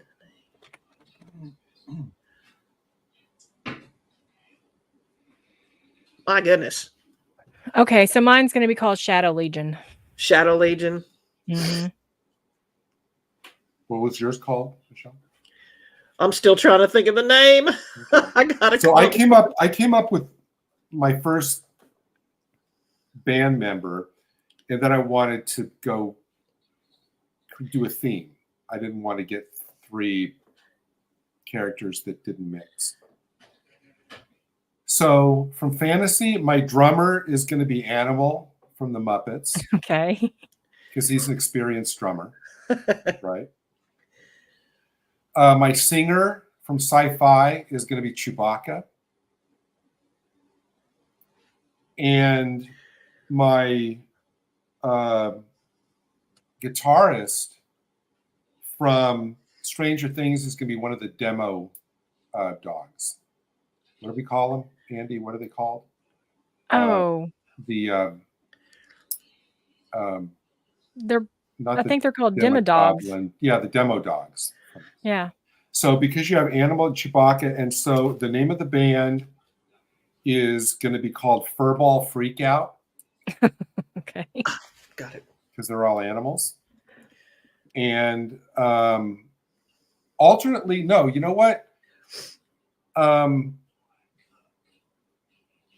Actually, I need somebody more, as the guitarist, somebody more human than the demo dog. So I'm going to get the American Werewolf in London, David Naughton from American Werewolf in London, as the guitarist. So it's going to be called Furball Freakout. And they play lounge music. They play 50s lounge music or 60s lounge music. Yeah. I got my band name. What is it? The Gothic Dragon. All right. Sounds good. Sounds cool. It all sounds like really good. And actually, I looked it up. I actually found out that there actually is a a comic based on the ones that I chose, which is hilarious. And it's based on and the name of the band in that is called The Goon, which is weird. I had no idea about any. Well, you have to have, if you have the Goons, you got to get Sean Astin and all those people from the Goonies. Yeah, for the Goonies. Now, timescales, yes, Chewbacca can sing, actually, to answer your question. He doesn't sing very well, but he sings. Yeah, it's not how he sings, it's the love that he puts. So Mark Milford says Spock plays Vulcan harp Wednesday, Adams plays cello, Bam Bam Rebel drums, singer Wonder Woman sings jazz, name's Hard Licks.